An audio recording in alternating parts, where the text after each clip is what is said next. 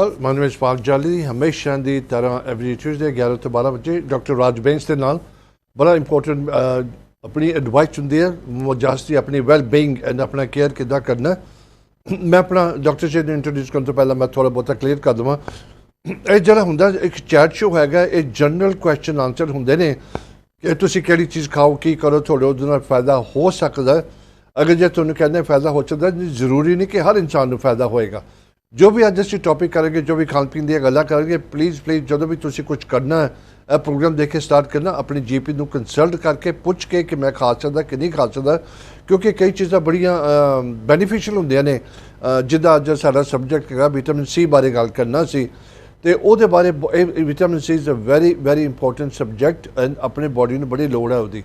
ਤੁਸੀਂ ਉਹਦੇ ਬਾਰੇ ਗੱਲ ਕਰਾਂਗੇ। ਪਲੀਜ਼ ਆਪਣੇ ਜੀਪੀ ਦੇ ਨਾਲ, ਮੈਡੀਕਲ ਟੀਮ ਦੇ ਨਾਲ ਆਪਣਾ ਪ੍ਰੋਫੈਸ਼ਨਲ ਐਡਵਾਈਸ ਲੈ ਕੇ ਜੋ ਵੀ ਤੁਸੀਂ ਇਹ ਪ੍ਰੋਗਰਾਮ 'ਚ ਪਿਕ ਕਰੋਗੇ ਪੁੱਛ ਕੇ ਆਪਣਾ ਸਟਾਰਟ ਕਰਨਾ। ਹੈਲੋ ਜੀ ਡਾਕਟਰ ਜੀ, ਵਾਹਿਗੁਰੂ ਜੀ ਕਾ ਖਾਲਸਾ, ਵਾਹਿਗੁਰੂ ਜੀ ਕੀ ਫਤਿਹ। ਵਾਹਿਗੁਰੂ ਜੀ ਕਾ ਖਾਲਸਾ, ਵਾਹਿਗੁਰੂ ਜੀ ਕੀ ਫਤਿਹ। ਭਾਜੀ ਕਿੱਦਾਂ ਤੁਹਾਡੇ ਹੌਲੀਡੇ ਕਿੱਦਾਂ ਰਹੀ? ਠੀਕ।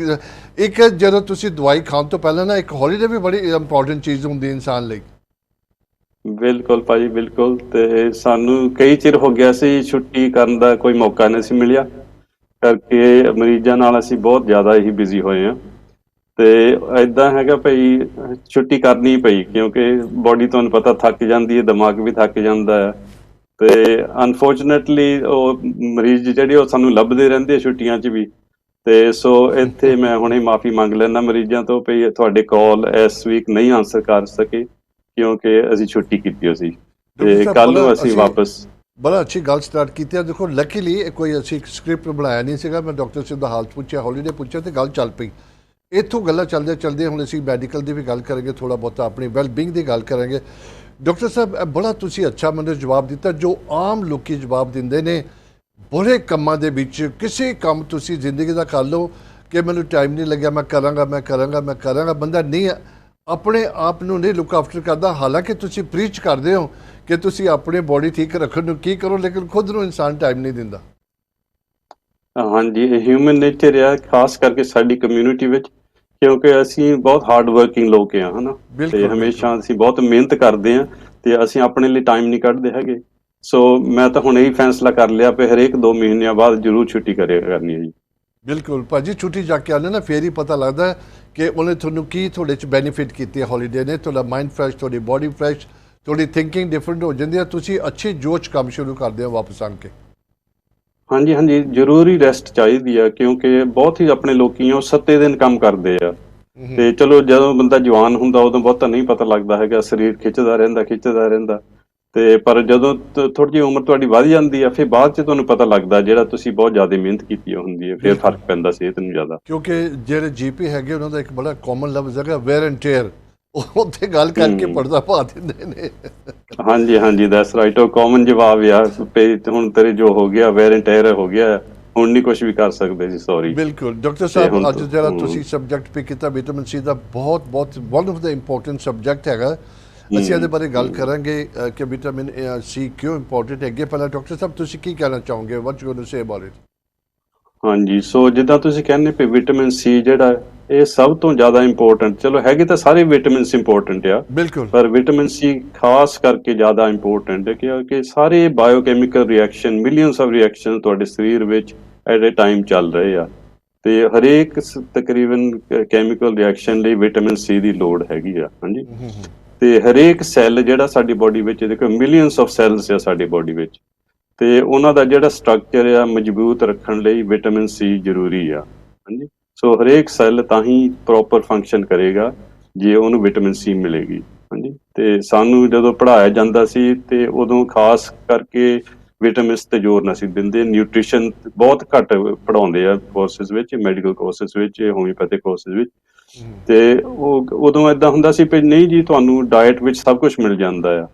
ਤੇ ਹੁਣ ਅਸੀਂ ਹੌਲੀ ਆਪਣੇ ਆਪ ਖੁਦ ਐਕਸਪੈਰੀਮੈਂਟ ਕਰਕੇ ਫਾਈਂਡ ਆਊਟ ਕੀਤਾ ਵੀ ਜਿਹੜੀ ਅੱਜ ਕੱਲ੍ਹ ਦੀ ਡਾਇਟ ਆ ਉਹਦੇ ਵਿੱਚ ਵਿਟਾਮਿਨਸ ਦੀ ਬਹੁਤ ਘਾਟ ਹੋ ਚੁੱਕੀ ਆ। ਤੇ ਵਜ੍ਹਾ ਇਹਦੀ ਆ ਵੀ ਇੱਕ ਤਾਂ ਸਾਨੂੰ ਜਿਹੜੇ ਫਰੈਸ਼ ਨਹੀਂ ਫੂਡ ਮਿਲਦੇ ਹੈਗੇ। ਹਾਂਜੀ, ਪਤਾ ਨਹੀਂ ਕਦੋਂ ਦੇ ਉਹ ਵੇਅਰ ਹਾਊਸ ਵਿੱਚ ਰੱਖੇ ਹੁੰਦੇ ਆ, ਉਹ ਫਰੀਜ਼ ਕਰਕੇ ਟੈਂਪਰੇਚਰ ਲੋ ਕਰਕੇ ਤੇ ਉੱਥੇ ਨਾਈਟ੍ਰੋਜਨ ਛੱਡਦੇ ਆ ਵੀ ਖਰਾਬ ਨਾ ਹੋਣ।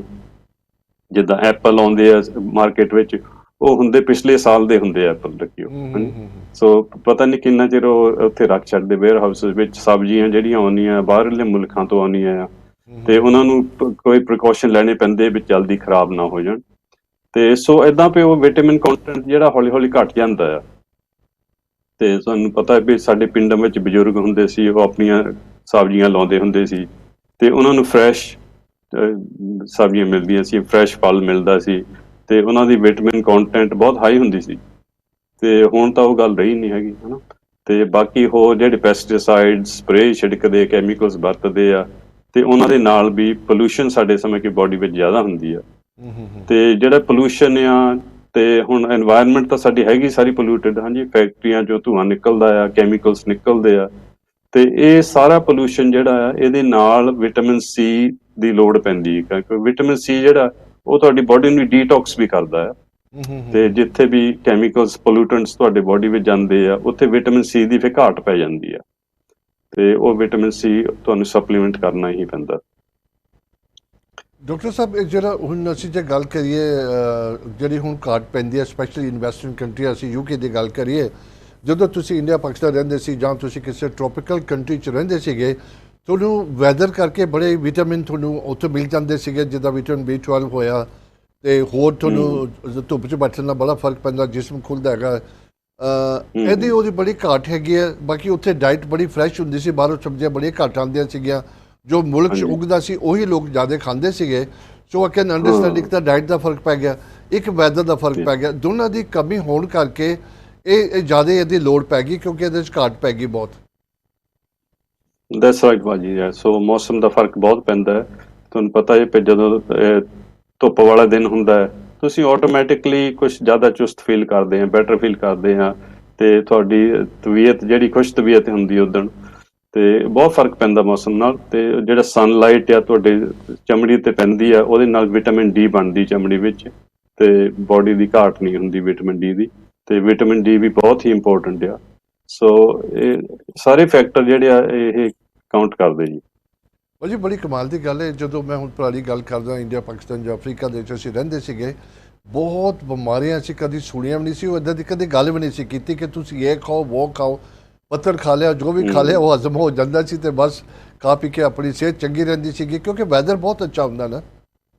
ਹਾਂਜੀ ਹਾਂਜੀ, ਖਾਸ ਕਰਕੇ ਤੁਹਾਨੂੰ ਪਤਾ ਅਫਰੀਕਾ 'ਚ ਜਿੱਦਾਂ ਕੇਨੀਆ ਤੋਂ ਲੋਕੀ ਆਏ ਆ, ਤੇ ਉਹ ਦੱਸਦੇ ਵੀ ਉੱਥੇ ਮੌਸਮ ਇੰਨਾ ਵਧੀਆ ਸੀ, ਟੈਂਪਰੇਟ ਕਲਾਈਮੇਟ, ਤੇ ਹਰੇਕ ਚੀਜ਼ ਉੱਥੇ ਫਰੈਸ਼ ਮਿਲਦੀ ਸੀ, ਤੇ ਉਹਨਾਂ ਦਾ ਲਾਈਫ ਸਟਾਈਲ ਵੀ ਵਧੀਆ ਸੀ, ਉਹਨਾਂ ਦੀ ਸਟ੍ਰੈਸ ਵੀ ਘੱਟ ਸੀ। ਤੇ ਤੁਹਾਨੂੰ ਪਤਾ ਇਸ ਮੁਲਕ ਵਿੱਚ ਤਾਂ ਸਟ੍ਰੈਸ ਬਹੁਤ ਜ਼ਿਆਦਾ ਹੀ ਆ, ਹਨਾ। ਇੱਥੇ ਦੌੜ ਲੱਗੀ ਰਹਿੰਦੀ ਹੈ, ਤੇ ਉੱਥੇ ਅਫਰੀਕਾ ਵਿੱਚ ਲੋਕਾਂ ਦਾ ਰਿਲੈਕਸ ਲਾਈਫ ਸਟਾਈਲ ਸੀਗਾ, ਤੇ ਤਕਰੀਬਨ ਬਹੁਤੇ ਲੋਕੀ ਹਾਂਜੀ ਬਿਜ਼ਨਸ ਕਰਦੇ ਸੀ, ਤੇ ਉਹਨਾਂ ਦਾ ਜਿਹੜਾ ਲਾਈਫ ਸਟਾਈਲ ਇਹ ਸੀ, ਉਹਦੇ ਨਾਲ ਬੰਦਾ ਹੈਲਥੀ ਰਹਿੰਦਾ ਸੀ। ਜੀ ਇਹ ਨਾ, ਜੇ ਹੁਣ ਅਸੀਂ ਗੱਲ ਕਰੀਏ ਇਹਨਾਂ ਕੰਟਰੀਆਂ, ਟ੍ਰੋਪੀਕਲ ਕੰਟਰੀਆਂ 'ਚ ਵਿੰਟਰ ਸਮਰ ਨਹੀਂ ਹੁੰਦੀ, ਟਾਈਮ ਚੇਂਜ ਨਹੀਂ ਹੁੰਦਾ, ਸੁਬਾਹ ਜਿੰਨੇ ਵਜੇ ਚਾਨਣਾ ਹੁੰਦਾ, ਜਿੰਨੇ ਵਜੇ ਸ਼ਾਮ ਨੂੰ ਰਾਤ ਹੁੰਦੀ ਹੈ, ਸਾਰਾ ਸਾਲ ਇੱਦਾਂ ਹੁੰਦਾ ਹੈ। ਦੇयर ਇਜ਼ ਨੋ ਡਿਫਰੈਂਸ। ਰੇਂਜ ਦਾ ਹੁੰਦਾ, ਸ਼ਾਰਟ ਰੇਂਜ, ਲੌਂਗ ਰੇਂਜ, ਬਾਕੀ ਉਹਦਾ ਵਿੰਟਰ ਸਮਰ ਕੁਝ ਨਹੀਂ ਹੁੰਦੀ। ਪਲੈਜ਼ੈਂਟ ਐਬਸੋਲੂਟਲੀ, ਤੁਸੀਂ ਜਿੱਦਾਂ ਮਰਜ਼ੀ ਤਿਆਰ ਹੋ ਕੇ ਨਿਕਲੋ। ਮੈਂ ਡਾਕਟਰ ਸਾਹਿਬ ਜ਼ਰਾ ਨੰਬਰ ਰਿਪੀਟ ਕਰ ਦੇਣਾ ਲੋਕਾਂ ਨੂੰ, ਤਾਂ ਕਿ ਤੁਸੀਂ ਕਾਲ ਕਰੋ। ਮੈਂ ਹਮੇਸ਼ਾ ਕਹਿੰਦਾ ਨਾ, ਪਲੀਜ਼ ਸ਼ੋਅ ਦੇ ਦਰਮਿਆਨ ਕਾਲ ਕਰੋ, 0121551001 ਤੇ ਕਾਲ ਕਰਕੇ ਤੁਹਾਨੂੰ ਨੰਬਰ ਦਿੱਤਾ ਜਾਏਗਾ, ਜੋ ਕਿ ਤੁਸੀਂ ਡਾਕਟਰ ਸਾਹਿਬ ਨੂੰ ਮੰਡੇ, ਵੈਨਸਡੇ, ਫਰਾਈਡੇ 10 ਤੋਂ 11 ਤੁਸੀਂ ਕਾਲ ਕਰ ਸਕਦੇ ਹੋ। 1 ਘੰਟਾ ਦਿੱਤਾ ਜਾਂਦਾ 3 ਦਿਨਾਂ ਦੇ ਵਿੱਚ। ਜਿਨ੍ਹਾਂ ਦੀ ਤੁਸੀਂ ਪ੍ਰਸਕ੍ਰਿਪਸ਼ਨ ਰਿਪੀਟ ਲੈਣੀ ਹੈ, ਉਹ ਡਿਫਰੈਂਟ ਨੰਬਰ ਹੈਗਾ, ਉਹ ਵੀ same day. I think this is between 4 and 5। Doctor ਸਾਹਿਬ ਠੀਕ ਹੈ ਨਾ, 4 ਤੋਂ 5? 4 to 6। ਹਾਂਜੀ ਠੀਕ ਹੈ, ਚਲੋ that's fine. Please keep calling. ਅਗਰ ਕਿਸੇ ਨੂੰ ਬਹੁਤ ਜ਼ਰੂਰੀ ਕੋਈ ਕੁਐਸਚਨ ਹੈਗਾ ਕਿ ਤੁਹਾਨੂੰ ਅੱਜ ਹੀ ਜਵਾਬ ਚਾਹੀਦਾ ਡਾਕਟਰ ਉਹਨਾਂ ਕੋਲੋਂ, ਪਲੀਜ਼ ਜਦੋਂ ਤੁਸੀਂ ਸਾਡੇ ਕਾਲ ਸੈਂਟਰ ਨੂੰ ਕਾਲ ਕਰਦੇ ਹੋ, ਉਹਨਾਂ ਨੂੰ ਮੈਸੇਜ ਦੇ ਦਿਓ। ਉਹ ਮੈਸੇਜ ਸਾਡੇ ਲੰਡਨ ਸਟੂਡੀਓ ਰਿਲੇ ਕਰ ਦਿੰਦੇ ਨੇ, ਫਿਰ ਮੈਂ ਤੁਹਾਨੂੰ ਔਨ ਯੋਰ ਬਿਹਾਫ ਪੁੱਛ ਸਕਦਾ ਹੈਗਾ। ਡਾਕਟਰ ਸਾਹਿਬ, ਹੁਣ ਜਿਹੜਾ ਵਿਟਾਮਿਨ ਸੀ ਹੈਗਾ ਬੜਾ ਇੰਪੋਰਟੈਂਟ, ਹੋਰ ਬੜੀਆਂ ਤਰੀਕੇ, ਹਰ ਤਰ੍ਹਾਂ ਦਾ ਵਿਟਾਮਿਨ ਜਿੱਦਾਂ ਤੁਸੀਂ ਦੱਸਿਆ ਇੰਪੋਰਟੈਂਟ ਹੁੰਦਾ ਹੈ। ਇਹਦੇ ਵਿੱਚ ਕਿਹੜੇ ਫਾਰਮ 'ਚ ਤੁਸੀਂ ਵਿਟਾਮਿਨ ਸੀ ਕੰਜ਼ਿਊਮ ਕਰ ਸਕਦੇ ਹੋ? ਹਾਂਜੀ, ਸੋ ਇਹ ਜਿਹੜੇ ਤੇ ਚੀਪੈਸਟ ਵੈਰਾਈਟੀਜ਼ ਮਿਲਦੇ ਤੁਹਾਨੂੰ ਹਾਈ ਸਟਰੀਟ ਦੀਆਂ ਸ਼ਾਪਾਂ ਵਿੱਚੋਂ, ਉਹਦੇ ਉੱਤੇ ਐਸਕੋਰਬਿਕ ਐਸਿਡ ਲਿਖਿਆ ਹੋਏਗਾ, ਹਾਂਜੀ। ਤੇ ਐਸਕੋਰਬਿਕ ਐਸਿਡ ਜਿਹੜਾ ਉਹ ਇੰਨਾ ਵਧੀਆ ਨਹੀਂ ਹੈਗਾ, ਕਿਉਂਕਿ ਉਹ ਐਸਿਡ ਬਣ ਜਾਂਦੀ ਹੈ, ਹਾਂਜੀ। ਐਸਿਡ ਜਿਹੜੀ ਆ ਉਹ ਤੁਹਾਨੂੰ ਆਪਾਂ ਤੇਜ਼ਾਬ ਕਹਿੰਦੇ ਆ, ਤੇ ਉਹ ਥੋੜ੍ਹੀ ਜਿਹੀ ਤੁਹਾਡੀ ਬੋਡੀ ਦੀ ਐਸਿਡਿਟੀ ਵਧਾ ਦਿੰਦੀ ਆ, ਤੇ ਐਸਿਡਿਟੀ ਤੁਹਾਨੂੰ ਐਕਸਟਰਾ ਨਹੀਂ ਚਾਹੀਦੀ ਹੈਗੀ, ਕਿਉਂਕਿ ਐਲਕਲਿਨਿਟੀ ਥੋੜੀ ਜਿਹੀ ਹੋਵੇ ਬਲੱਡ ਵਿੱਚ ਤਾਂ ਬੈਟਰ ਰਹਿੰਦਾ ਹੈ। ਤੇ ਸੋ ਮੈਂ ਇਹ ਕਹੂੰਗਾ ਵੀ ਤੁਸੀਂ ਮੈਗਨੀਜ਼ੀਅਮ ਐਸਕੋਰਬੇਟ ਜਿਹੜਾ ਹੋਊਗਾ ਫਾਰਮ, ਉਹ ਸਭ ਤੋਂ ਵਧੀਆ ਉਹ ਹੈ ਜੀ, ਕਿਉਂਕਿ ਮੈਗਨੀਜ਼ੀਅਮ ਵੀ ਬੋਡੀ ਨੂੰ ਚਾਹੀਦਾ, ਉਹ ਵੀ ਮਿਲ ਜਾਂਦਾ ਹੈ, ਤੇ ਨਾਲ ਐਸਕੋਰਬੇਟ ਜਿਹੜਾ ਉਹ ਵਿਟਾਮਿਨ ਸੀ ਦਾ ਫਾਰਮ ਉਹ ਵੀ ਮਿਲ ਜਾਂਦਾ ਹੈ, ਤੇ ਇਹੀ ਬੈਸਟ ਐਬਜ਼ੌਰਬ ਹੁੰਦਾ ਸਰੀਰ ਵਿੱਚ, ਤੇ ਇਹੀ ਵਧੀਆ ਕੰਮ ਕਰਦਾ। ਡਾਕਟਰ ਸਾਹਿਬ ਇਹ ਜਿਹੜਾ ਹੁਣ ਵਿਟਾਮਿਨ ਸੀ ਹੈ ਬੜੇ ਡਿਫਰੈਂਟ ਫਾਰਮ ਚ ਆਉਂਦਾ, ਮੈਂ ਅੱਗੇ ਵੀ ਗੱਲ ਕਰਾਂਗੇ ਬਹੁਤ, ਇੱਕ ਟੈਬਲੇਟ ਫਾਰਮ ਚ ਆਉਂਦਾ, ਇੱਕ ਪਾਊਡਰ ਫਾਰਮ ਚ ਆਉਂਦਾ, ਤੇ ਵਿਚ ਇਜ਼ ਦਾ ਬੈਸਟ ਦੋਨਾਂ ਦੇ ਵਿੱਚੋਂ, ਕਿ ਤਕਰੀਬਨ ਉਹਨਾਂ 'ਚ ਫਰਕ ਕੀ ਹੁੰਦਾ ਟੈਬਲੇਟ ਤੇ ਪਾਊਡਰ ਦਾ? ਹਾਂਜੀ, ਸੋ ਟੈਬਲੇਟ ਇੱਦਾਂ ਵੀ ਉਹ ਈਜ਼ੀ ਰਹਿੰਦੀ ਹੈ ਵੀ ਜਦੋਂ ਕਿਤੇ ਵੀ ਤੁਸੀਂ ਜਾਂਦੇ ਆ ਨਾਲ ਆਪਣੀ ਟੈਬਲੇਟ ਲੈ ਜਾਓ, ਹਨਾ, ਤੇ ਉਹ ਸਵਾਲੋ ਕਰਨ ਨੂੰ ਈਜ਼ੀ ਰਹਿੰਦੀ, ਪਾਣੀ ਦੇ ਨਾਲ ਖਾ ਲਓ। ਤੇ ਟੈਬਲੇਟ ਇੱਦਾਂ ਉਹ ਹਾਰਡ ਪ੍ਰੈਸ ਕੀਤੀ ਹੁੰਦੀ ਜਦੋਂ ਟੈਬਲੇਟ ਬਣਾਉਂਦੇ ਆ, ਤੇ ਉਹਦੇ ਵਿੱਚ ਹੋਰ ਕੋਈ ਉਹਨਾਂ ਨੂੰ ਬਾਈਂਡਰ ਪਾਉਣੇ ਪੈਂਦੇ ਆ ਵੀ ਉਹ ਜਿਹੜਾ ਪ੍ਰੈਸ ਹੋ ਕੇ ਉਹਦੀ ਟੈਬਲੇਟ ਐਨ ਬਣ ਜਾਵੇ। ਤੇ ਉਹ ਚਲੋ ਠੀਕ ਹੈ ਵੀ ਜਿੱਦਾਂ ਵੀ ਤੁਸੀਂ ਆਪਣੇ ਕੋਲ ਲੈ ਜਾਓ ਜਾਂ ਜੇਬ 'ਚ ਪਾ ਲਓ, ਜਿੱਥੇ ਮਰਜ਼ੀ ਲੈ ਜਾਓ, ਤੇ ਪਰ ਉਹ ਹਾਰਡ ਪ੍ਰੈਸ ਕੀਤੀ ਹੁੰਦੀ ਹੈ। ਤੇ ਜਿਹੜੇ ਚੀਪਰ ਵੈਰਾਈਟੀਜ਼ ਹੈਗੇ ਆ, ਉਹ ਇੰਨੇ ਹਾਰਡ ਪ੍ਰੈਸ ਕੀਤੇ ਹੁੰਦੇ ਜਾਂ ਉਹ ਬਾਈਂਡਰ ਜ਼ਿਆਦਾ ਪਾਇਆ ਹੁੰਦਾ, ਉਹ ਤੁਹਾਡੇ ਅੰਦਰ ਸਰੀਰ ਦੇ ਘੁਲਦੀ ਨਹੀਂ ਜਾ ਕੇ ਪ੍ਰੋਪਰਲੀ। ਹਾਂਜੀ, ਸੋ ਪੂਰਾ ਤੁਹਾਨੂੰ ਉਹਦਾ ਫਾਇਦਾ ਨਹੀਂ ਹੁੰਦਾ। ਸੋ ਜਿਹੜੇ ਕੈਪਸੂਲ ਆ ਉਹ ਈਜ਼ੀ ਘੁਲ ਜਾਂਦੇ ਆ ਤੁਹਾਡੇ ਸਰੀਰ ਵਿੱਚ ਜਾ ਕੇ, ਤੇ ਜਲਦੀ ਬਲੱਡ ਸਟਰੀਮ ਵਿੱਚ ਪਹੁੰਚ ਜਾਂਦੇ ਆ। ਤੇ ਜਿਹੜੇ ਪਾਊਡਰ ਆ ਉਹ ਸਭ ਤੋਂ ਵਧੀਆ। ਹਾਂਜੀ, ਪਾਊਡਰ ਤੁਹਾਨੂੰ ਪਤਾ ਆਲਰੇਡੀ ਪਾਊਡਰ ਫਾਰਮ ਹੈਗਾ ਆ, ਇੱਦਾਂ ਚਮਚੇ ਨਾਲ ਤੁਸੀਂ ਪਾਣੀ ਵਿੱਚ ਘੋਲ ਲਓ ਜਾਂ ਜੂਸ ਵਿੱਚ ਘੋਲ ਲਓ, ਤੇ ਘੋਲ ਕੇ ਪੀ ਲਓ, ਮਚ ਬੈਟਰ। ਜਿਹੜੀ ਵਿਟਾਮਿਨ ਸੀ ਬੜੇ ਡਿਫਰੈਂਟ ਫਾਰਮ ਚ ਮਿਲਦੀ ਹੈ, ਜਿੱਦਾਂ ਮੈਂ ਡਾਕਟਰ ਸਾਹਿਬ ਨੇ ਵੀ ਗੱਲ ਕੀਤੀ ਹੈ। ਜਿਹੜੀ ਟੈਬਲੇਟ ਵੀ ਹੈਗੀ ਡਾਕਟਰ ਸਾਹਿਬ, ਇੱਕ ਟੈਬਲੇਟ ਹੈਗੀ ਜਿਹੜੀ ਤੁਸੀਂ ਪਾਣੀ 'ਚ ਡਿਜ਼ੋਲਵ ਕਰਕੇ ਪੀਂਦੇ ਹੋ, ਉਹ ਵੀ ਠੀਕ ਹੈਗਾ, ਦਿਸ ਇਜ਼ ਨਾਟ ਬੈਡ, ਕਿਉਂਕਿ ਸਿੱਧੀ ਜਾ ਕੇ ਤੁਹਾਡੇ ਡਿਜ਼ੋਲਵ ਹੋ ਜਾਂਦੀ ਬੋਡੀ ਦੇ ਅੰਦਰ। ਮੈਂ ਫਿਰ ਰਿਪੀਟ ਕਰਾਂਗਾ ਪਲੀਜ਼, ਜੋ ਅਸੀਂ ਕਹਿੰਦੇ ਪਏ ਹਾਂ ਹਮੇਸ਼ਾ ਆਪਣੇ ਜੀਪੀ ਦੇ ਨਾਲ ਮੈਡੀਕਲ ਐਡਵਾਈਸ ਲੈ ਕੇ ਸ਼ੁਰੂ ਕਰੋ। ਜੋ ਵੀ ਕਰਨਾ ਅਸੀਂ ਬੜੀ ਗੱਲਾਂ ਕਰਾਂਗੇ ਅੱਗੇ ਵੀ, ਕੀ ਤੁਸੀਂ ਚੀਜ਼ ਖਾ ਸਕਦੇ ਹੋ ਜਾਂ ਖਾਣੀ ਚਾਹੀਦੀ ਹੈ ਤੁਹਾਨੂੰ, ਉਹ ਵੀ ਪੁੱਛ ਕੇ ਡਾਕਟਰ ਨੂੰ ਸਟਾਰਟ ਕਰਿਓ, ਕਿਉਂਕਿ ਕਾਫੀ ਅੱਜ ਅਸੀਂ ਸਬਜੈਕਟ ਟਾਕ ਕਰਾਂਗੇ ਵਿਟਾਮਿਨ ਸੀ ਦਾ। ਡਾਕਟਰ ਸਾਹਿਬ, ਇੱਕ ਤਾਂ ਤੁਸੀਂ ਵਿਟਾਮਿਨ ਸੀ ਡਾਇਰੈਕਟ ਫਰਮ ਦਾ ਟੈਬਲੇਟ ਦੇ ਰਸਤੇ ਲੈਂਦੇ ਹੋ ਜਾਂ ਤੁਸੀਂ ਪਾਊਡਰ ਦੇ ਲੈਂਦੇ ਹੋ। ਹੁਣ ਫਰੂਟ ਇੱਕ ਬਹੁਤ ਕਾਫੀ ਮੈਂ ਪੜ੍ਹਾ ਉਹਨਾਂ ਦੇ ਨਾਮ ਬੜੇ ਹਾਈ ਰਿਕਮੈਂਡ ਕੀਤੇ ਜਾਂਦੇ ਨੇ, ਜਿਨ੍ਹਾਂ ਦੇ ਵਿੱਚ ਨਾ highest source of vitamin C ਹੈਗੀ ਹੈ, ਐਂਡ ਉਹਦੇ ਬਾਰੇ ਅਸੀਂ ਫਾਇਦਾ ਨੁਕਸਾਨ ਦੀ ਗੱਲ ਕਰਾਂਗੇ। ਡਾਕਟਰ ਸਾਹਿਬ, ਜਿੱਦਾਂ ਮੈਂ ਪਹਿਲਾਂ ਕਹਾਂ ਜਿਹਨਾਂ 'ਚ ਹਾਈਐਸਟ ਵਿਟਾਮਿਨ ਸੀ ਹੁੰਦੀ ਹੈ, ਗ੍ਰੇਪ ਫਰੂਟ ਹੋਇਆ, ਕੀਵੀ ਹੋਇਆ, ਮੈਂਗੋ ਹੋਇਆ, ਪਪਾਇਆ ਹੋਇਆ, ਪਾਈਨਐਪਲ, ਸਟ੍ਰਾਬੇਰੀਜ਼, ਰਾਸਬੈਰੀ, ਬਲੂਬੈਰੀਜ਼, ਕਰਨਬੈਰੀ ਐਂਡ ਵਾਟਰਮੈਲਨ। ਹੁਣ ਅਗਰ ਤੁਹਾਡੇ ਕੋਈ ਔਨਗੋਇੰਗ ਹੋਰ ਬਿਮਾਰੀਆਂ ਹੈਗੀਆਂ, ਦੋ these fruits R really good for ਆਪਣਾ ਵਿਟਾਮਿਨ ਸੀ ਇਨਕਰੀਜ਼ ਕਰਨ ਲਈ, ਤੇ ਤੁਸੀਂ ਉਹ ਤਾਂ ਹੀ ਮੈਂ ਤੁਹਾਨੂੰ ਬਾਰ-ਬਾਰ ਕਹਿੰਦਾ ਕਿ ਆਪਣੇ ਜੀਪੀ ਨੂੰ ਪੁੱਛ ਕੇ ਸਟਾਰਟ ਕਰਿਓ। These are the best for the vitamin C, but is it best for you for the other disease ਜੇ ਤੁਹਾਡੇ ਪਾਸ ਕੋਈ ongoing ਹੈਗੀ ਹੈ? ਡਾਕਟਰ ਸਾਹਿਬ ਇਹਦੇ ਬਾਰੇ ਕੀ ਕਹੋਗੇ ਤੁਸੀਂ? ਹਾਂਜੀ ਭਾਜੀ, ਸੋ ਦੇਖੋ ਜੀ, ਇਹ ਜਿਹੜੇ ਫਰੈਸ਼ ਫਰੂਟਸ ਹੈਗੇ ਆ, ਇਹ ਸਾਡੀ ਐਕਚੁਅਲੀ ਹਿਊਮਨ ਬੀਇੰਗਸ ਦੀ ਨੈਚੁਰਲ ਡਾਇਟ ਆ ਇਹ। ਹਾਂਜੀ, ਤੇ ਆਪਾਂ ਜਿਹੜੇ ਪ੍ਰੋਸੈਸਡ ਫੂਡ ਖਾਂਦੇ ਆ ਉਹ ਬਿਲਕੁਲ ਅਨਨੈਚੁਰਲ ਡਾਇਟ ਆ। ਹਾਂਜੀ, ਸੋ ਜਿਹੜੀ ਕੁਦਰਤੀ ਚੀਜ਼ ਸਾਡੇ ਲਈ ਬਣਾਈ ਗਈ ਆ, ਉਹੀ ਸਾਡੇ ਸਰੀਰ ਲਈ ਵਧੀਆ ਚੀਜ਼ ਹੈਗੀ ਆ। ਸੋ ਇਹ ਜਿਹੜੇ ਫਰੂਟਸ ਆ, ਇਹ ਕਈ ਇਹਨਾਂ ਵਿੱਚ ਕਲਰ ਹੁੰਦੇ ਆ, ਹਾਂਜੀ, ਲਾਲ ਕਲਰ ਜਾਂ ਗ੍ਰੀਨ ਕਲਰ ਜਿੱਦਾਂ ਵੀ ਹੋਇਆ, ਜਿਹੜੇ ਹਾਈਲੀ ਕਲਰਡ ਹੁੰਦੇ ਆ ਨਾ, ਤੇ ਉਹਨਾਂ ਵਿੱਚ ਇੱਕ ਹੋਰ ਕੰਪਾਊਂਡ ਹੁੰਦਾ, ਉਹਨੂੰ ਬਾਇਓਫਲੇਵੋਨੋਇਡ ਕਹਿੰਦੇ ਆ। ਹਾਂਜੀ, ਸੋ ਬਾਇਓਫਲੇਵੋਨੋਇਡ ਜਿਹੜੇ ਇਹ ਵੀ ਸਰੀਰ ਲਈ ਬਹੁਤ ਹੀ ਵਧੀਆ ਚੀਜ਼ ਆ, ਤੇ ਵਿਟਾਮਿਨ ਸੀ ਦੇ ਨਾਲ ਜਦੋਂ ਲੈਂਦੇ ਆ, ਇਹਦਾ ਐਕਸਟਰਾ ਬੈਨੀਫਿਟ ਮਿਲਦਾ ਸਰੀਰ ਨੂੰ। ਬਿਲਕੁਲ ਬਿਲਕੁਲ। ਡਾਕਟਰ ਸਾਹਿਬ, ਇਹਦੇ ਵਿੱਚ ਹੁਣ ਸਾਰਿਆਂ ਨੂੰ ਜਿਹੜਾ ਹਾਈਐਸਟ ਚੀਜ਼ ਗਿਣੀ ਜਾਂਦੀ ਹੈ ਕਿ ਵਿਟਾਮਿਨ ਸੀ ਦੇ ਵਿੱਚ ਔਰੰਜਿਸ ਤੇ ਔਰੰਜ ਜੂਸ ਵਗੈਰਾ ਬੜਾ, ਤੇ ਸੀਟਰਸ ਫਰੂਟ ਨੂੰ ਬਹੁਤ ਰਿਕਮੈਂਡ ਕੀਤਾ ਗਿਆ ਹੈ। ਯਾ, ਸੋ ਸਿਟਰਸ ਫਰੂਟਸ ਜਿਹੜੇ ਆ, ਇਹਨਾਂ ਵਿੱਚ ਹਾਈਐਸਟ ਵਿਟਾਮਿਨ ਸੀ ਹੁੰਦੀ ਫॉर ਸ਼ੋਰ। ਹਾਂਜੀ, ਤੇ ਸੋ ਜੇ ਤੁਹਾਨੂੰ ਇਹ ਪਚਦੇ ਆ ਫਰੂਟਸ ਤਾਂ ਵੈਰੀ ਗੁੱਡ। ਹਾਂਜੀ, ਪਰ ਕਈ ਲੋਕੀ ਹੈਗੇ ਆ, ਉਹਨਾਂ ਨੂੰ ਇਦਾਂ ਦੀਆਂ ਠੰਡੀਆਂ ਚੀਜ਼ਾਂ ਜਿਹੜੀਆਂ ਗਿਣੀਆਂ ਜਾਂਦੀਆਂ ਉਹ ਨਹੀਂ ਪਚਦੀਆਂ, ਤੇ ਖਾਸ ਕਰਕੇ ਲੋਕੀ ਜਿਨ੍ਹਾਂ ਨੂੰ ਆਰਥਰਾਈਟਿਸ ਆ, ਉਹਨਾਂ ਲਈ ਸਿਟਰਸ ਫਰੂਟਸ ਇੰਨੇ ਅੱਛੇ ਨਹੀਂ ਹੈਗੇ। ਹਾਂਜੀ, ਕਰਕੇ ਉਹਨਾਂ ਨੂੰ ਫਿਰ ਐਗਰੀਵੇਸ਼ਨ ਹੁੰਦੀ ਜਦੋਂ ਵੀ ਉਹ ਇਹ ਕੋਈ ਔਰੇਂਜ ਖਾਂਦੇ ਆ, ਤੇ ਜੇ ਮੁੰਡੇ ਵਿੱਚ ਪ੍ਰੋਬਲਮ ਹੋਵੇ, ਮੁੰਡਾ ਜ਼ਿਆਦਾ ਦੁਖਦਾ ਹੈ, ਸੋ ਉਹਨਾਂ ਨੂੰ ਸਿਟਰਸ ਫਰੂਟਸ ਜਿਹੜੇ ਅਵੋਇਡ ਕਰਨੇ ਚਾਹੀਦੇ ਆ, ਤੇ ਬਾਕੀ ਹੋਰ ਫਰੂਟਸ ਜਿਹੜੇ ਆ ਉਹ ਵੀ ਹਾਈ ਵਿਟਾਮਿਨ ਸੀ ਉਹ ਲੈ ਸਕਦੇ ਆ। ਬਿਲਕੁਲ, ਮੈਂ ਉਹੀ ਕਹਿ ਕੇ ਅਗਰ ਚੈੱਕ ਕਰਕੇ ਆਪਣੇ ਜੀਪੀ ਦੇ ਨਾਲ ਉਹ ਤੁਸੀਂ ਕੰਜ਼ਿਊਮ ਕਰੋ। ਦੋ ਜਿਨ੍ਹਾਂ ਚੀਜ਼ਾਂ ਦਾ ਫਾਇਦਾ ਹੁੰਦਾ, ਉਹਨਾਂ ਦਾ ਨੁਕਸਾਨ ਵੀ ਜ਼ਰੂਰ ਹੁੰਦਾ ਹੈ, ਔਰ ਬਹੁਤ ਇੰਪੋਰਟੈਂਟ ਗੱਲ ਹੈ ਲਿਮਿਟੇਸ਼ਨ ਦੇ ਵਿੱਚ ਖਾਣਾ। ਜੋ ਵੀ ਚੀਜ਼ ਐਕਸੈਸਿਵ ਹੋਇਆ ਜਿਹਦੇ ਨਾਲ ਤੁਸੀਂ ਇਲਾਜ ਕਰਦੇ ਉਹ ਵੀ ਖਰਾਬ ਹੋ ਸਕਦੀ ਹੈ।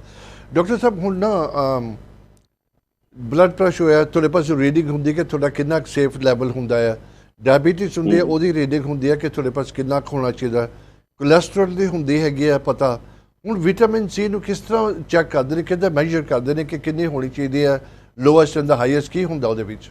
ਹਾਂਜੀ ਹਾਂਜੀ।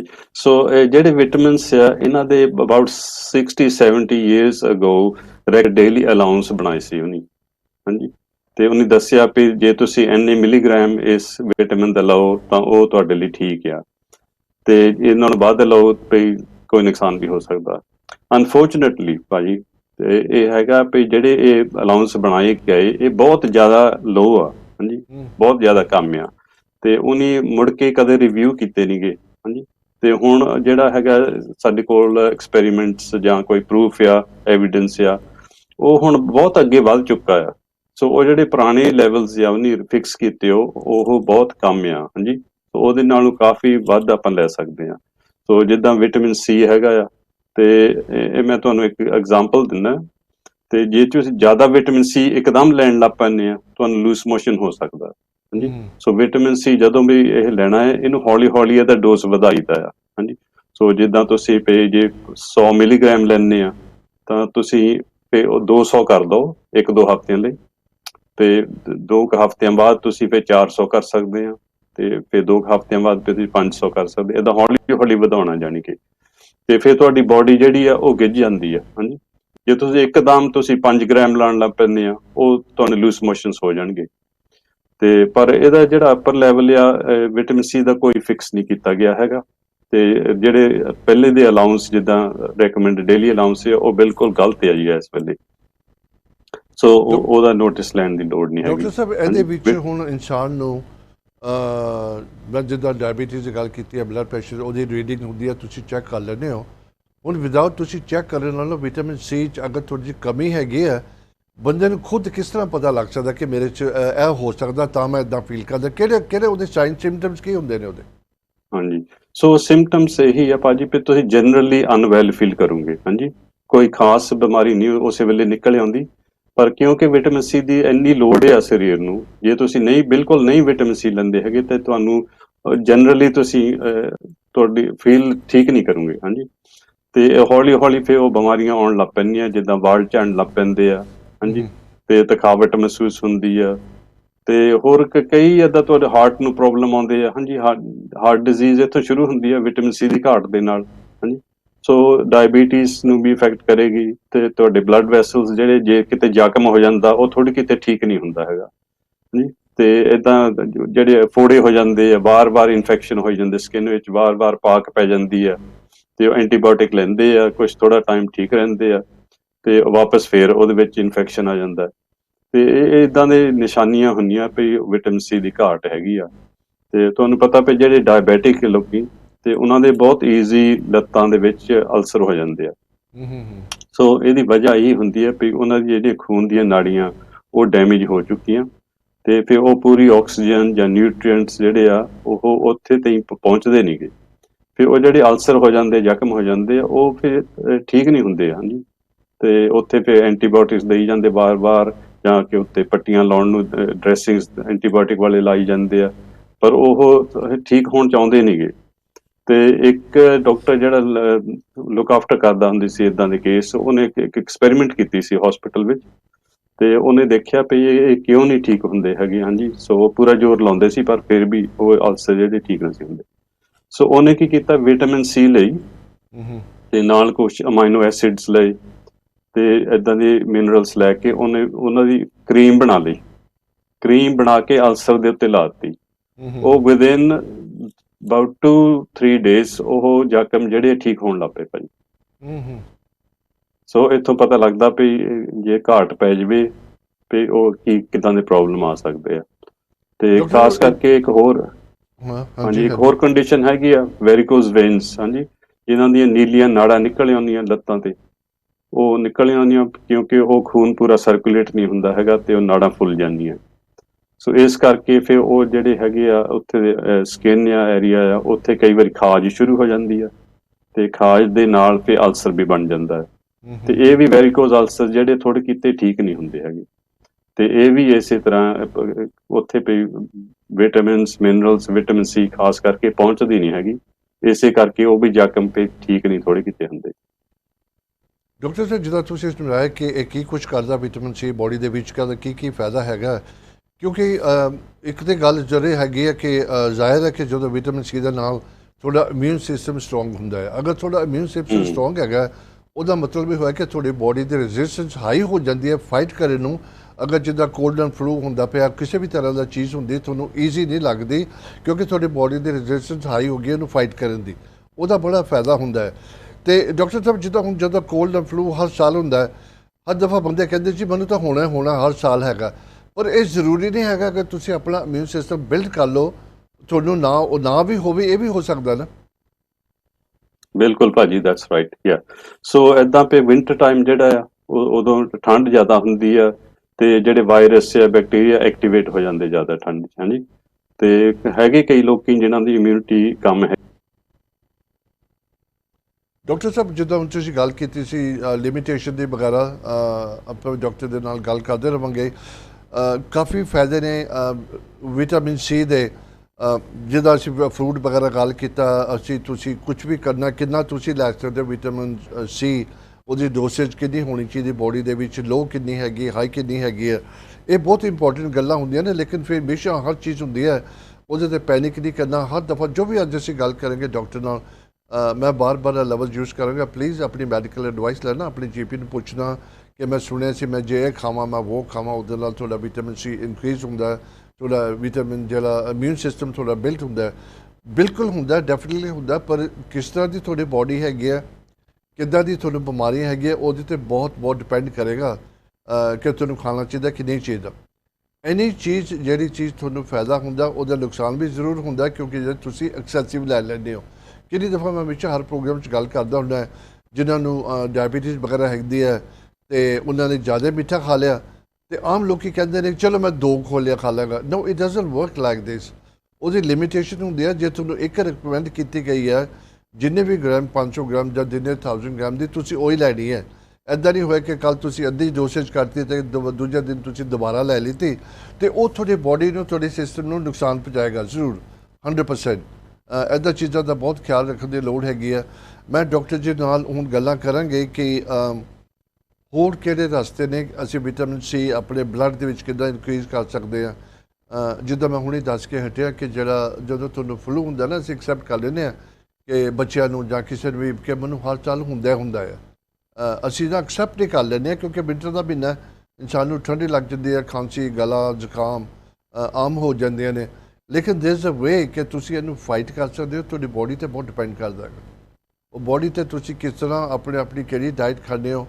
ਕਿਸ ਤਰ੍ਹਾਂ ਤੁਸੀਂ ਆਪਣਾ ਇਮਿਊਨ ਸਿਸਟਮ ਬਿਲਡ ਕਰਦੇ ਹੋ ਬੜਾ ਫਰਕ ਪੈਂਦਾ ਉਹਦੇ ਵਿੱਚ ਡੈਫੀਨਿਟਲੀ ਸਨਸ਼ਾਈਨ ਹੋਈ ਹੌਲੀਡੇ ਹੋਇਆ ਤੁਸੀਂ ਵਿਟਾਮਿਨ ਸੀ ਇਹਦਾ ਪਾਊਡਰ ਫਾਰਮ 'ਚ ਲੈਣਾ ਜਾਂ ਕਿੱਦਾਂ ਲੈਣਾ ਅਤੇ ਹੁਣ ਮੈਂ ਡਾਕਟਰ ਸਾਹਿਬ ਜਿਹੜਾ ਹੁਣ ਵਿਟਾਮਿਨ ਸੀ ਤੁਸੀਂ ਬਲੱਡ ਵਿੱਚ ਕਿੱਦਾਂ ਕਿਸ ਤਰ੍ਹਾਂ ਕਿਹੜੇ ਫਾਰਮ 'ਚ ਹੁੰਦਾ ਹੈ ਇਸ ਦਿਸ ਦਾ ਬਲੱਡ 'ਚ ਇਨਕਰੀਜ਼ ਹੁੰਦਾ ਕਿ ਬੋਡੀ 'ਚ ਕਿੱਦਾਂ ਹੁੰਦਾ ਹੈ ਹਾਂਜੀ ਸੋ ਜਦੋਂ ਤੁਸੀਂ ਵਿਟਾਮਿਨ ਸੀ ਲੈਂਦੇ ਆ ਤਾਂ ਉਹ ਫਿਰ ਤੁਹਾਡੇ ਸਟਮਕ ਵਿੱਚ ਜਾ ਕੇ ਘੁਲਦਾ ਆ ਘੁਲ ਕੇ ਫਿਰ ਸਮੋਲ ਇੰਟੈਸਟਾਈਨ ਵਿੱਚ ਜਾਂਦਾ ਹੈ ਤੇ ਸਮੋਲ ਇੰਟੈਸਟਾਈਨ ਵਿੱਚੋਂ ਅਬਜ਼ੌਰਪਸ਼ਨ ਹੋ ਕੇ ਬਲੱਡ ਸਟ੍ਰੀਮ ਚਲੇ ਜਾਂਦਾ ਜੀ ਹਾਂਜੀ ਸੋ ਬਲੱਡ ਸਟ੍ਰੀਮ ਸਾਰੀ ਬਲੱਡ 'ਚ ਜਾ ਕੇ ਸਾਰੀ ਬੋਡੀ ਵਿੱਚ ਘੁੰਮ ਜਾਂਦਾ ਹੈ ਹਾਂਜੀ ਸੋ ਜਿੱਥੇ ਲੋੜ ਹੈਗੀ ਉੱਥੇ ਵਰਤਿਆ ਜਾਂਦਾ ਹੈ ਤੇ ਜਿਹੜਾ ਵਿਟਾਮਿਨ ਸੀ ਹੈ ਇਹ ਬਹੁਤਾ ਸਟੋਰ ਨਹੀਂ ਹੁੰਦਾ ਬੋਡੀ ਵਿੱਚ ਹਾਂਜੀ ਬਹੁਤ ਕਮ ਹੁੰਦਾ ਸਟੋਰੇਜ ਇਹਦਾ ਤੇ ਬੋਡੀ ਦਾ ਕੋਈ ਸਿਸਟਮ ਨਹੀਂ ਹੈਗਾ ਵੀ ਸਟੋਰ ਕਰ ਸਕਦੇ ਬਹੁਤਾ ਤੇ ਨਾ ਹੀ ਬੋਡੀ ਆਪ ਵਿਟਾਮਿਨ ਸੀ ਨੂੰ ਬਣਾ ਸਕਦੀ ਆ ਹਾਂਜੀ ਜਿੱਦਾਂ ਤੁਹਾਨੂੰ ਪਤਾ ਵਿਟਾਮਿਨ ਡੀ ਧੁੱਪ ਦੇ ਨਾਲ ਸਕਿਨ ਵਿੱਚ ਪੈਦਾ ਹੁੰਦੀ ਹੈ ਇਦਾਂ ਦਾ ਕੋਈ ਸਿਸਟਮ ਨਹੀਂ ਹੈਗਾ ਕਿ ਜਿੱਥੇ ਤੁਹਾਡਾ ਸਰੀਰ ਆਪ ਵਿਟਾਮਿਨ ਸੀ ਬਣਾ ਸਕੇ ਹਾਂਜੀ ਸੋ ਹਲੇ ਸਾਡੇ ਜਿਹੜੇ ਹਿਊਮਨ ਬੀਇੰਗਸ ਇਹਨਾਂ ਵਿੱਚ ਪਤਾ ਨਹੀਂ ਕਿਉਂ ਇਹ ਇਵੋਲੂਸ਼ਨਰੀ ਫਰਕ ਪੈ ਗਿਆ ਕਿਉਂਕਿ ਜਿਹੜੇ ਬਾਕੀ ਦੇ ਪਸ਼ੂ ਆ ਉਹ ਖੁਦ ਵਿਟਾਮਿਨ ਸੀ ਉਹਨਾਂ ਦੇ ਬੋਡੀ ਵਿੱਚ ਬਣਦਾ ਆ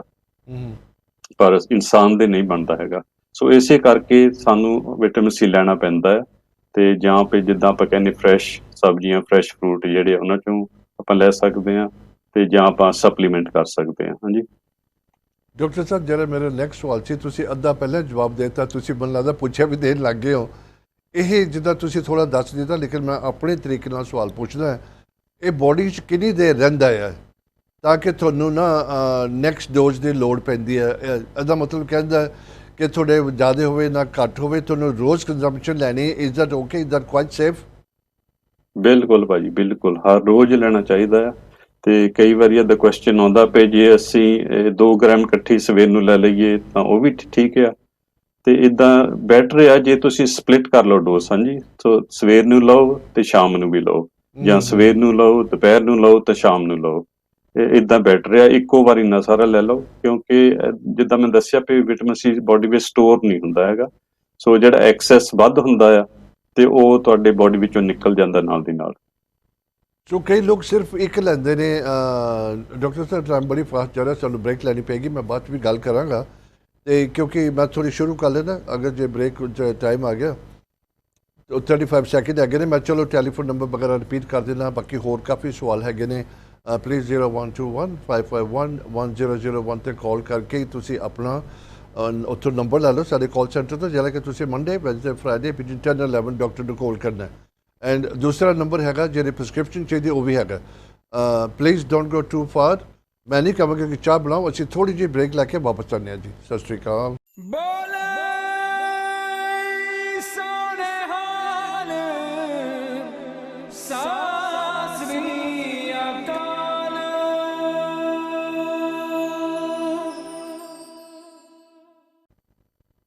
ਡਾਕਟਰ ਬੈਂਸ ਦੇ ਨਾਲ, ਰਾਜ ਬੈਂਸ ਦੇ ਨਾਲ ਅਸੀਂ ਵਿਟਾਮਿਨ ਸੀ ਬਾਰੇ ਗੱਲ ਕਰਦੇ ਹਾਂ।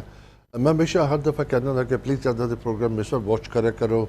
ਬੜੇ ਐਜੂਕੇਸ਼ਨਲ, ਬੜੇ ਇਨਫੋਰਮੇਟਿਵ ਹੁੰਦੇ ਨੇ। ਤੁਹਾਨੂੰ ਘਰ ਬੈਠਿਆਂ ਨੂੰ ਮੁਫਤ ਸਲਾਹ ਮਿਲ ਜਾਂਦੀ ਹੈਗੀ ਆ, ਤੁਹਾਨੂੰ ਫਿਰ ਪਤਾ ਲੱਗ ਜਾਂਦਾ। ਕਾਫੀ ਚੀਜ਼ਾਂ ਤੁਸੀਂ ਪਿਕ ਕਰ ਸਕਦੇ ਹੋ। ਜੇ ਮੈਨੂੰ ਇੱਦਾਂ ਫੀਲ ਹੋ ਰਿਹਾ ਮੇ ਵੀ ਐਸੇ ਕਰਕੇ ਹੁੰਦਾ ਹੋਏਗਾ, ਮੇ ਵੀ ਮੈਂ ਵਿਟਾਮਿਨ ਸੀ ਨਹੀਂ ਲੈਂਦਾ ਸੀ, ਮੈਨੂੰ ਲੈਣੀ ਕਰਨੀ ਸ਼ੁਰੂ ਚਾਹੀਦੀ ਹੈ।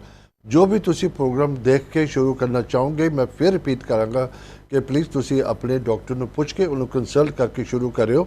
ਜੋ ਅਸੀਂ ਚੀਜ਼ਾਂ ਰਿਕਮੈਂਡ ਕਰਦੇ ਤੇ ਜਨਰਲ ਲੋਕਾਂ ਲਈ ਹੈਗੇ ਨੇ, ਜਿਹੜੇ ਬਿਮਾਰੀਆਂ ਲੋਕਾਂ ਨੂੰ ਹੁੰਦੀਆਂ ਉਹਦੇ ਨਾਲ ਉਹਨੂੰ ਸ਼ਾਇਦ ਨਾ ਸੂਟ ਕਰਨ।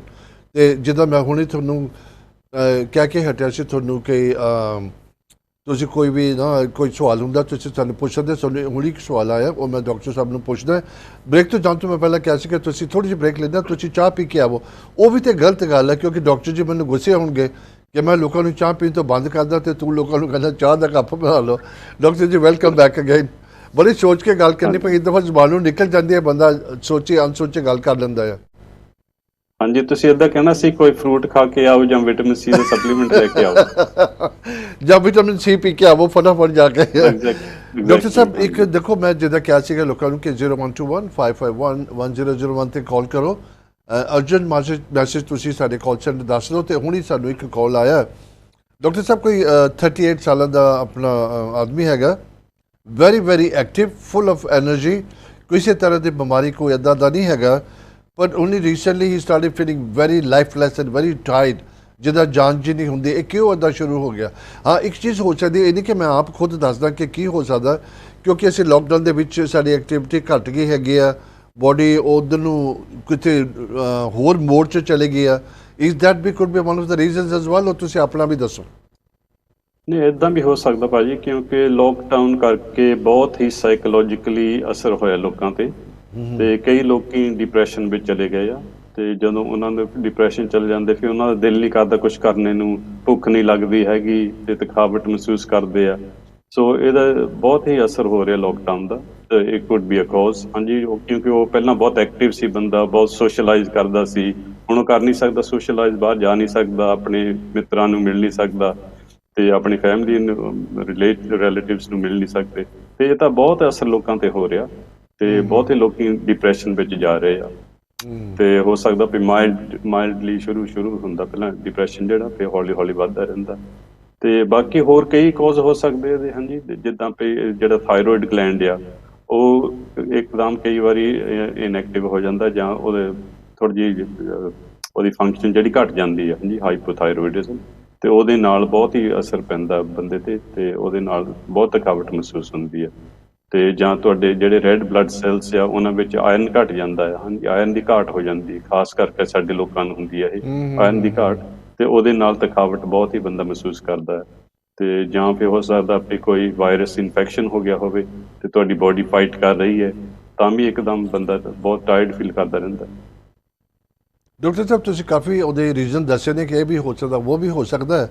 ਲੇਕਿਨ ਹੁਣ ਜੇ ਜਿਨ੍ਹਾਂ ਦਾ ਕਾਲ ਆਇਆ ਸੀਗਾ ਉਹਨਾਂ ਨੂੰ ਸਾਰਿਆਂ ਨੂੰ ਪਹਿਲਾਂ ਥੋੜ੍ਹੀ ਜਿਹੀ ਆਪਣੀ ਸਿਸਟਮ ਬੂਸਟ ਕਰਨ ਲਈ ਕੀ ਕਰਨਾ ਚਾਹੀਦਾ? ਅਗਰ ਉਹਦੇ ਨਾਲ ਹੈਲਪ ਹੋ ਜੀ ਠੀਕ ਹੈ, otherwise you will have to consult ਜਿੱਦਾਂ ਭਾਜੀ ਡਾਕਟਰ ਨੂੰ, ਜਾਂ ਤੁਸੀਂ ਆਪਣੇ ਜੀਪੀ ਨੂੰ ਗੱਲ ਕਰਨੀ ਪਏਗੀ ਜ਼ਰੂਰ, because it could B any other reason ਜੋ ਡਾਕਟਰ ਨੇ ਡਿਸਕ੍ਰਾਈਬ ਕੀਤੇ ਨੇ।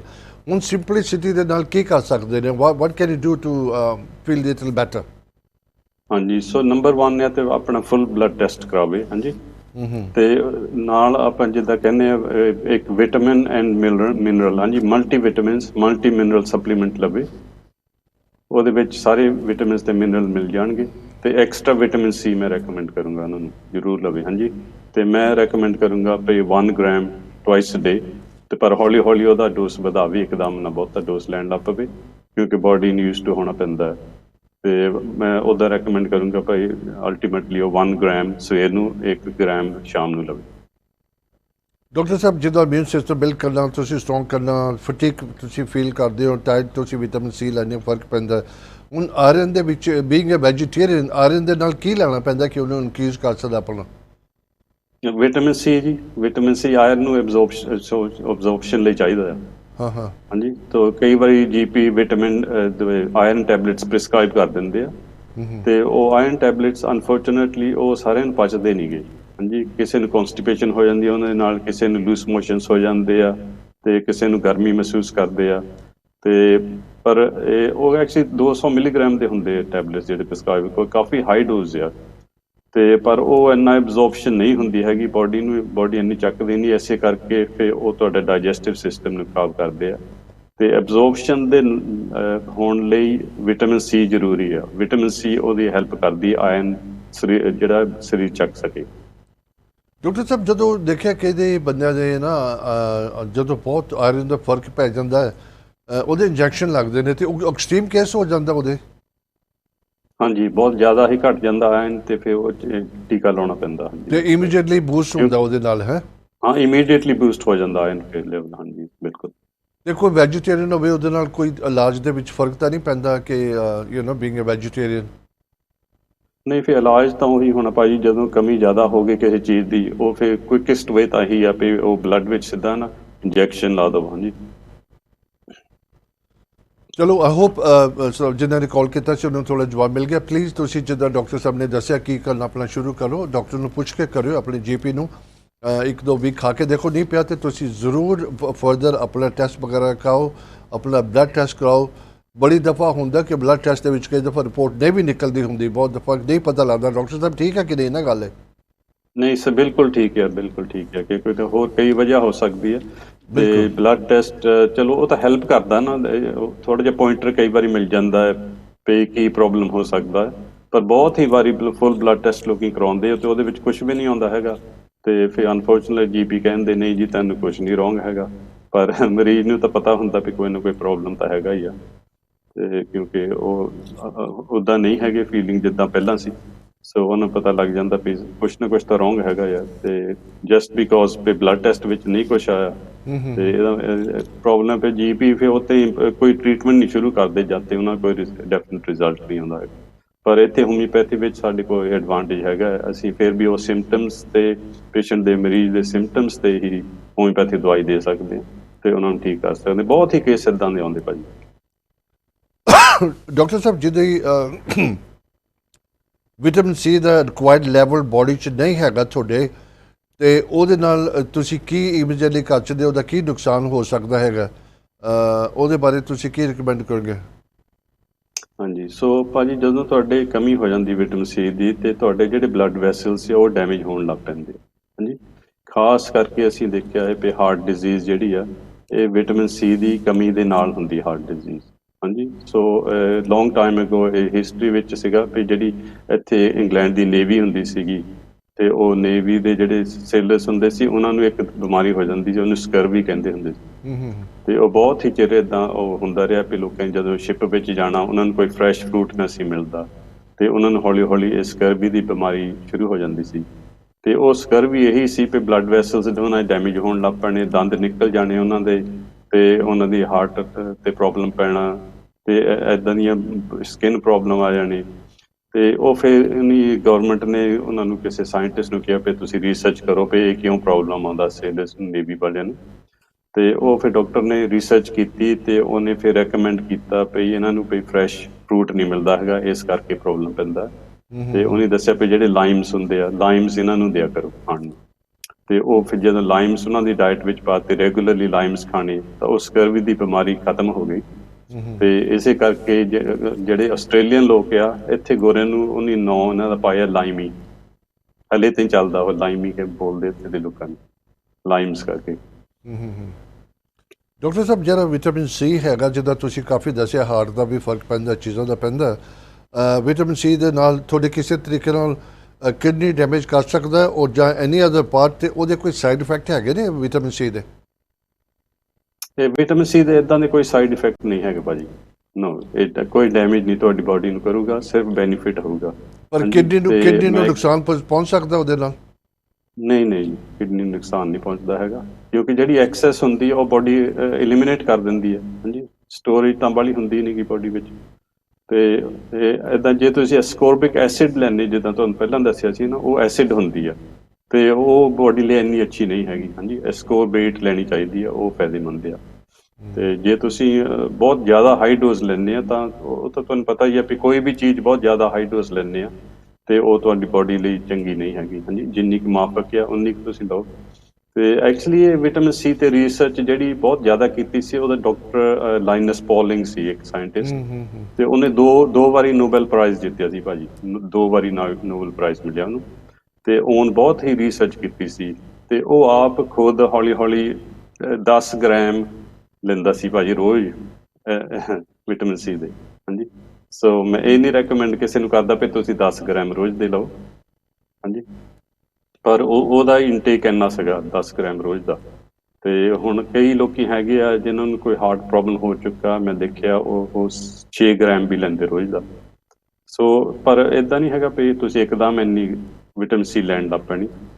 ਤੇ ਪਰ ਤੁਸੀਂ ਜੇ ਵਧਾਉਣੀ ਆ ਤਾਂ ਹੌਲੀ ਹੌਲੀ ਵਧਾਉਣੀ ਚਾਹੀਦੀ ਆ। ਪਰ ਲਓ ਐਸਕੋਰਬੇਟ ਫੋਮ, ਉਹ ਤੁਹਾਨੂੰ ਕੋਈ ਨੁਕਸਾਨ ਨਹੀਂ ਕਰੇਗਾ।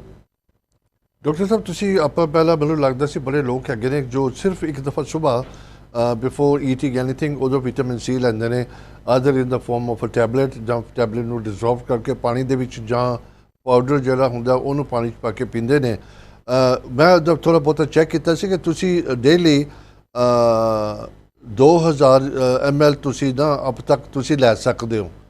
ਤੇ ਹੁਣ ਜੋ ਤੁਸੀਂ 3 ਦਫਾ ਦਿਨ 'ਚ ਲੈਂਦੇ, ਉਹਨੂੰ ਕਿੱਦਾਂ ਪਤਾ ਲੱਗਿਆ ਕਿ ਮੈਂ ਕਿੰਨੇ ml ਲੈ ਚੁੱਕਾ ਤਿੰਨਾਂ ਦੇ ਵਿਦਿਨ 3 ਡੋਜ਼ਿਸ ਦੇ ਵਿੱਚ? ਹਾਊ ਕੈਨ ਵਨ ਮੈਜਰ, ਉਹਨੂੰ ਕਿਸ ਤਰ੍ਹਾਂ ਹਿਸਾਬ ਰੱਖ ਸਕਦਾ? ਹਾਂਜੀ, ਨਹੀਂ, ਜੇ ਤੁਸੀਂ ਸੋਲਿਊਬਲ ਲੈਂਦੇ ਆ ਤਾਂ ਉਹ ਤੁਸੀਂ ਬ੍ਰੇਕ ਕਰ ਸਕਦੇ ਟੈਬਲੇਟ। ਹਾਂਜੀ, ਕਿਉਂਕਿ ਹਰੇਕ ਟੈਬਲੇਟ ਤੇ ਲਿਖਿਆ ਹੁੰਦਾ ਕਿੰਨੀ ਮਿਲੀਗ੍ਰਾਮ ਹੈਗੀ ਆ। ਓਕੇ। ਤੇ ਤੁਸੀਂ ਉਹ ਹਾਂਜੀ ਬ੍ਰੇਕ ਕਰਕੇ ਲੈ ਸਕਦੇ ਆ। ਤੇ ਜੇ ਪਾਊਡਰ ਹੈ ਉਹਦੇ ਨਾਲ ਮੈਜਰਮੈਂਟ ਮਿਲਦਾ ਹੈ ਵੀ ਤੁਸੀਂ ਇੰਨੇ ਗ੍ਰਾਮ ਇਹਦੇ ਵਿੱਚ ਮੈਜਰਮੈਂਟ ਆਉਂਦੀ ਆ। ਤੇ ਉੱਦਾਂ ਤੁਸੀਂ ਜਦੋਂ ਪਤਾ ਲੱਗ ਜਾਂਦਾ ਤੁਹਾਨੂੰ, ਰੈਗੂਲਰਲੀ ਲੈਂਦੇ ਆ ਵੀ ਕਿੰਨਾ ਕੁ ਪੈ ਜਾਂਦਾ, ਉਹ ਤਾਂ ਫਿਰ ਤੁਸੀਂ ਆਰਡੀਨਰੀ ਚਮਚੇ ਨਾਲ ਵੀ ਐਸਟੀਮੇਟ ਕਰ ਸਕਦੇ ਪਏ ਇੰਨਾ ਕੁ ਹੈਗਾ ਇਹਦੇ ਵਿੱਚ। ਹਾਂਜੀ, ਤੇ ਮੈਂ ਤੁਹਾਨੂੰ ਦੱਸਦਾ ਇੱਕ ਬੜੀ ਇੰਟਰਸਟਿੰਗ ਸਟੱਡੀ ਸੀਗੀ।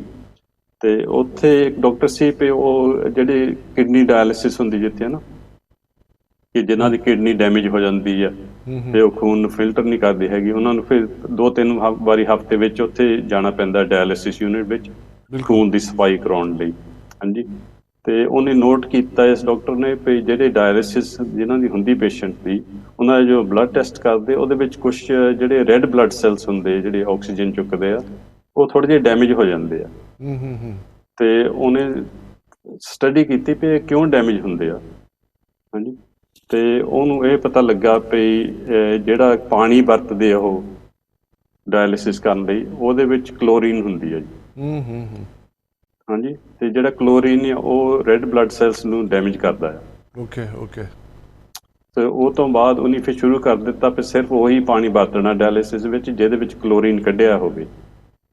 ਤੇ ਫਿਰ ਉਹਨੇ ਨੋਟ ਕੀਤਾ ਵੀ ਜਿਹੜੇ ਰੈੱਡ ਬਲੱਡ ਸੈੱਲ ਸੀਗੇ ਉਹ ਬਿਲਕੁਲ ਹੈਲਥੀ ਸੀਗੇ, ਡੈਮੇਜ ਨਹੀਂ ਹੋਏ। ਸੋ ਆਪਾਂ ਟੈਪ ਵਾਟਰ ਜਿਹੜਾ ਟੈਪ ਵਾਟਰ ਆਪਾਂ ਟੂਟੀ ਦਾ ਪਾਣੀ ਲੈਂਦੇ ਆ, ਉਹਦੇ ਵਿੱਚ ਕਲੋਰੀਨ ਪਾਈਓ ਹੁੰਦੀ ਆ, ਉਹ ਜਰਮਸ ਮਾਰਨੇ ਲਈ। ਸੋ ਮੇਰੀ ਇਹ ਸਲਾਹ ਆ ਵੀ ਜੇ ਤੁਸੀਂ ਟੈਪ ਵਾਟਰ ਵਰਤਦੇ ਆ ਤਾਂ ਜੱਗ ਵਿੱਚ ਪਾ ਕੇ ਰੱਖ ਲਿਆ ਕਰੋ ਵੀ ਉਹ ਹੌਲੀ ਹੌਲੀ ਕਲੋਰੀਨ ਜਿਹੜੀ ਨਿਕਲ ਜਾਂਦੀ ਆ।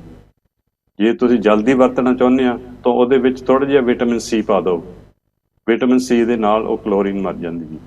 ਓਕੇ, ਬੜੇ ਲੋਕ ਟੈਪ ਵਾਟਰ ਲਾਈਕ ਕਰਦੇ ਨੇ, ਬੋਤਲ ਪਾਣੀ ਨਾਲ ਰੋਜ਼ ਕੱਪ 'ਚ ਪੀਣਾ ਮੇ ਵੀ ਉਹਦੇ 'ਚ ਆਪਣੀ ਅਫੋਰਡ ਕਰਨ ਦੀ ਵੀ ਗੱਲ ਹੁੰਦੀ ਹੈ, ਤੇ ਬਹੁਤ ਟੈਪ ਵਾਟਰ ਲੋਕ ਬਹੁਤ ਯੂਜ਼ ਕਰਦੇ ਨੇ। ਸੋ ਬੈਸਟ ਹੈਗਾ ਕਿ ਉਹਨੂੰ ਹਾਂਜੀ ਸਿੱਧਾ ਟੈਪ 'ਚੋਂ ਨਾ ਪੀਵੇ, ਉਹਨੂੰ ਤੁਸੀਂ ਜੱਗ 'ਚ ਪਾ ਕੇ ਰੱਖ ਲਓ, ਠੀਕ ਹੈ।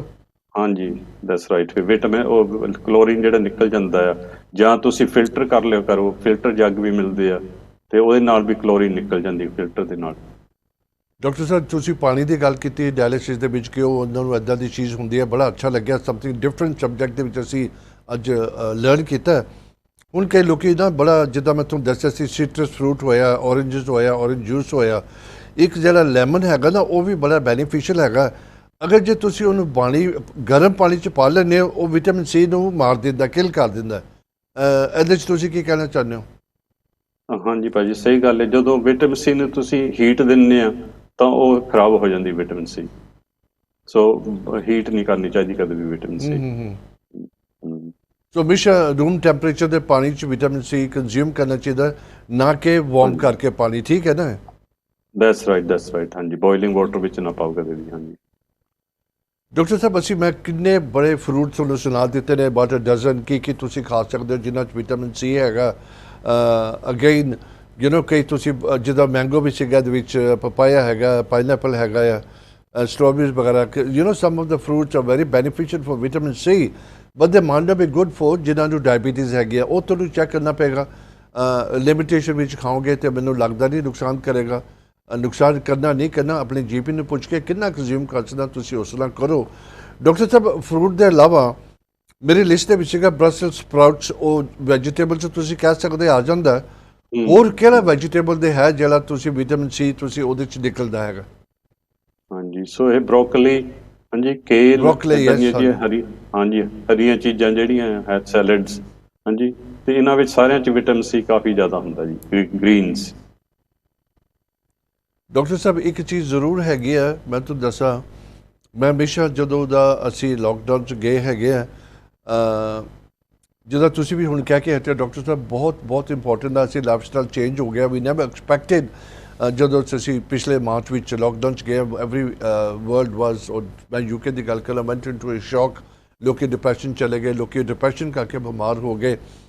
ਡਾਕਟਰ ਸਾਹਿਬ ਹੁਣ ਕੀ ਹੋਇਆ, ਕਿਉਂਕਿ ਲੋਕਾਂ ਨੂੰ ਤੁਸੀਂ ਮਿਲਦੇ ਨਹੀਂ ਸੀਗੇ, ਨੌਨ ਅਸੈਂਸ਼ੀਅਲ ਸਾਰੀਆਂ ਦੁਕਾਨਾਂ ਬੰਦ ਸੀਗੀਆਂ, ਲੋਕਾਂ ਨੇ ਕਿਤੇ ਜਾਣਾ ਨਹੀਂ ਹੁੰਦਾ, ਤੇ ਉਹਨਾਂ ਨੇ ਆਪਣੇ ਆਪ ਨੂੰ ਲੁੱਕ ਆਫਟਰ ਕਰਨਾ ਬਿਲਕੁਲ ਬੰਦ ਕਰਤਾ। ਇਨ ਅ ਸੈਂਸ ਕੱਪੜੇ ਵੀ ਨਹੀਂ ਚੇਂਜ ਕਰਨੇ ਉਹਨਾਂ ਨੇ।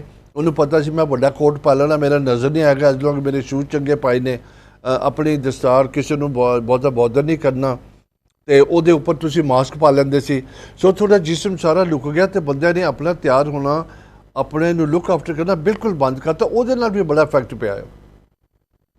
ਹਾਂਜੀ ਦੈਟਸ ਰਾਈਟ। ਸੋ ਆਪਾਂ ਇਹ ਡਿਸਕਸ ਕੀਤਾ ਸੀ ਕਿ ਪਿਛਲੀ ਵਾਰੀ ਵੀ, ਕਿਉਂਕਿ ਜਦੋਂ ਤੁਸੀਂ ਆਪਣਾ ਅਪੀਅਰੈਂਸ ਦਾ ਖਿਆਲ ਨਹੀਂ ਰੱਖਦੇ ਹੈਗੇ ਤਾਂ ਸਾਈਕੋਲੋਜਿਕਲੀ ਤੁਹਾਡੇ ਦਿਮਾਗੀ ਤੌਰ ਤੇ ਹਨਾ ਬੁਰਾ ਅਸਰ ਹੁੰਦਾ ਹੈ, ਤੇ ਹੈਲਥ ਵੀ ਖਰਾਬ ਹੀ ਹੁੰਦੀ ਤਕਰੀਬਨ, ਕਿਉਂਕਿ ਤੁਸੀਂ ਥੋੜਾ ਜਿਹਾ ਫਿਰ ਉਹ ਡਿਪਰੈਸ਼ਨ ਸਾਈਡ ਤੇ ਜਾਣ ਲੱਗ ਪੈਂਦੇ ਆ ਜੇ ਤੁਸੀਂ ਆਪਣਾ ਖਿਆਲ ਨਹੀਂ ਰੱਖਦੇ।